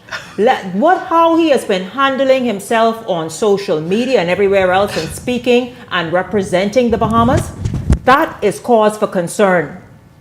We have managed to scrape ourselves up by God's grace since the pandemic to get back where we are. And he has been one thing after the next, going on social media, just staining the reputation of the Bahamas to the point that we're on TMZ. That's right. That situation is there on TMZ. I don't know if you all have it. Justin, Eric, D'Angelo, right there, look, y'all, look. Rick Fox physical altercation at campaign event. My life... What the hell? My life was threatened. So it sounded like he gave an interview. This here, this got to be looked at before May 12th. You all talk about the things for May 12th? Add this to the list. I blame this Michael. Has to be looked at before May 12th. Your life was threatened by whom? In any event, you all, before I give you all an opportunity to respond, here's Rick Fox himself talking about what took place today. Perhaps we could all have a better understanding. Let's hear it. Thankfully, the police presence has been great. It was great yesterday and great today. They held the peace for us. The individual that was being belligerent and swearing and threatening people's lives, threatened my campaign manager's life, threatened my life, was charged. The police officers pulled him away. So that context is not in that video. But I will tell you, some people are used to this time of year being bullies. And we're not standing for that. We're not standing for that. And if you're going to swear and threaten people's lives and say you're going to your car to get something, then I'm going to react. I'm going to defend my team. I'm going to defend myself. And I'm going to defend anybody that is in the area, quite frankly, because that was a dangerous situation. The police got on the scene and they handled that, and that gentleman has been charged. Here's what it is. Peggy, Ellington, Michael, Cassius. This is no laughing matter. You understand, because everything was being taped. Carlisle had a phone in his hand taping or streaming live, and whomever else it was on the other end. Where it is that person threatened Rick Fox's safety, life, whatever it was, because they are nothing to take lightly, or the way Rick Fox responded. That's also nothing to take lightly. I want you all, please, to step in and talk about the narrative, the words this man has been saying and his posts and things he's been doing since he entered this here nation to come and vote for the first time, and also at the same time as a candidate. Rick Fox keep using the word bullying, and it's like the bully saying bullying. If anybody was assaulted in this incident, was Carlisle. He was pitched like a rag doll, dog. But the thing about it is, we all heard what was said. Somebody said, "I don't care, F." He didn't say F you. Right. It's a difference from using it in a sentence instead of cursing at somebody. Yes. And I guess he's not Bahamian enough to know the difference. It is a very unfortunate situation, Shanique. I mean, when you look at somebody who is seeking to represent the country in one of the highest office in the land as a member of parliament, he's been very angry. He has used the word bullying. He has been using the word bullying, and I'm wondering where the bullying is. Who is bullying? I think to start off, Rick Fox need anger management, behavioral classes, to look at whatever was being said. I heard the argument back and forth about the positioning of the other persons, and we have good witness there. Somebody from the other side was filming, which is what we have here. We want to see the film that Carlisle was filming with the other sides, because we heard most of the words that went back and forth. And the real aggressor in all of this was Rick Fox. I saw nobody dash at anybody other than Rick Fox. And not only Carlisle, he even shoved a lady aside who tried to restrain him. If you look closely at the video, he shoved her aside. And so that level of anger has no place. Rick Fox, really, as the candidate, as the prospective member of candidate, should have been the one, like Carlisle and the other lady was trying to do, should have been Rick Fox trying to de-escalate the situation. Rather, he was the real main issue of the one. He is the example. I mean, the Bahamas has never been Michael and Cassius, nowhere near TMZ or any other Z to do with our elections. But if you read, I read some of the comments, and one of the commenters said, remember, he's an actor. Which comments? On where? On TMC. I went and I read the comments. It was not very flattering or supportive. So these are Americans who were responding? And they say, remember, this guy is an actor. An and actor, come on now. There's an actor and there's an actor. Go ahead, Michael. Shanique, it's unfortunate to see, these type of things take place at elections where, the only people that are affected by things like this are the voters. The voters are turned off, especially when things like this hit the news, because at the end of the day, when election day come, people are going to say, I'm not going in that chaos. I'm not want to be around. People just do not want to be around violence or anything that they think that might endanger their lives. And that being, when you have a candidate or party supporters being out there, being belligerent, they want to go to blows, people then start to stay home. And at the end of the day, it affects the voters. Well, only one person was the aggressing forward, looking like he wanted to fight. Incredible hug. And what is that hug? Where the hell? That is a combative posture to take when you say that you are the incredible hug. About what? But these are also things that we need to look at, because we go through election after election with placement of tents. People are out, supporters are out from 3, 4 o'clock in the morning. Maybe this is another recommendation where... No, Michael, no. Michael, let me tell you something. Michael, the same way I love the royal family in London, Let what is authentic, and Cassius, I need you to jump in because we're going to wrap up shortly. Let what has been behaved. See, there are things you improve, change, enhance, add to, take away from. The way that you want to maintain the royal family where they are and all that stuff, for those of us who are royalists and love that, and it's one of the appeals of that makes Great Britain what it is. You know what? If tents around polling divisions and stations and voting centers are something that's uniquely Bahamian, let that remain. This man will not come here and act like an animal that the Incredible Hulk presented himself as and cause something like that to change. I am not saying to remove it. I've been a part of an election where 3 o'clock in the morning at an advance poll or an election day where people are trying to strategically place tents. Yes, that's a part of it, yes. All I'm saying is that maybe it comes to a point going forward in our elections that we let either the presiding officer say, mark F and PLP where they're side by side in the front of the These are not children, Michael. The rules have been established and don't need to be spoken. Go ahead, Cassius, jump in. The rules, Michael, I have to wrap up. The rules don't need to, we are dumb. Okay? This man, remember, he went and put his tents around another candidate's tents. My thing is, it is nothing combative about that. If the person get their spot, that is a preferred spot, before you, well, you then look for the next best spot. Let us not go and try give the presiding officer who could barely able to get people voted enough to now come outside and determine where tents can be. I am not supporting this. All I'm saying, this is a practice that continue where tensions come to light. This one just happened. I see it happen nowhere else. I see it. I've been a part of campaigns where people are fighting. I need to get Cassius in, Michael. I need to get Cassius in. I'm pretty sure Cassius can confirm that. Cassius know that, and he had his tent, and ain't nobody going and touch his tent when he put his tent up. Go ahead, Cassius. Listen, Shanique, if I tell you the stories, but anyway, my first impression when I saw this, I know Rick Fox wake up that this. What the hell I get myself into? How in the world did I get into this called the Bahamian election? And Rick, this is the Bahamas, buddy. It's a little rough out there, particularly when you're going on the ground, the grassroots, from the PLP, and they don't play. And so, when you come to them, you got to come to them strong. I think though, this is a crescendo of, if you listen to this last week, he talked about bullying, he talked about fighting, he talked about pushing back, and so on. So what you saw is a crescendo from what is being built up within the pre-national movement. Yeah. They are on the defensive end because somebody is taking from them what they perceive to be theirs. And so they're fighting. So what you saw right now is basically a willowing up from all them candidates. Everybody's frustrated because they know they're losing. They know they're not gaining ground. And so what you saw there is basically the outward expression of what's going on internally from all of the candidates. And so for me now, like I said, Shanique though, in defense of Michael, him and I speak from a different perspective. We know this on the ground. We know how rough it is.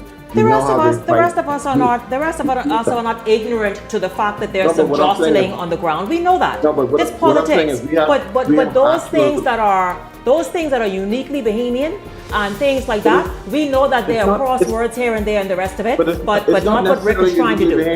It's basically a political practice through the Caribbean. Where you put up your tents around the police station. Barbados outlawed that. You can't wear colors no more and so on, so that you don't want to be influenced on election day. Good for Barbados. Good for them. The great USA is red. The great USA wears red and blue. So yeah. How much y'all want bet that Rick Fox is gonna rip his shirt on election day and turn into the Hulk? How much you pay to see that? How much you pay to see that, Peggy? Peggy, how much you pay to see that online on TV? Peggy put an idea. She put an idea there what she wants to see. I feel like he can turn into the green. Shadi, where that song is? I feel like. That's what. Put that in there. Peggy, $20, Peggy. $20. He can rip his shirt. Right. Down the middle. You put up $20? I get $20. Ellen said you put in $20. Michael, are you putting in $20? I'm not taking that bet. It's psychological. Peggy, don't put it out there. She's instilled that inside. We want to see. Listen to me. We want to see the former NBA player's body. That's what we want to see. That's what we want to see. He can tear that F&M shirt, the SOS. Lord save our soul. Peggy, if you tell about you may with Peggy. I thank you all so much. Thank you very much. It's been a whole long day. Super long from very early this morning until right now. We had to have a little laugh at the end of tonight's show. But I thank so much this panel, always prepared, very opinionated, got their own thoughts, and we, of course, listen to it because they represent what so many of you are thinking, saying, and want to say. And so thank you very much, Peggy, Ellington, Michael, and Cassius. Thank you very much. And a huge thank you to all of you for tuning in this evening. Certainly enjoyed having you along. And I look forward to seeing you right back here tomorrow evening. For the entire Beyond the Headlines team, I'm Shanique Miller. Make it a great evening, everyone. The Verizon Media Group, home of ILTV, Paramount Systems Limited, Eyewitness News, and Beyond the Headlines.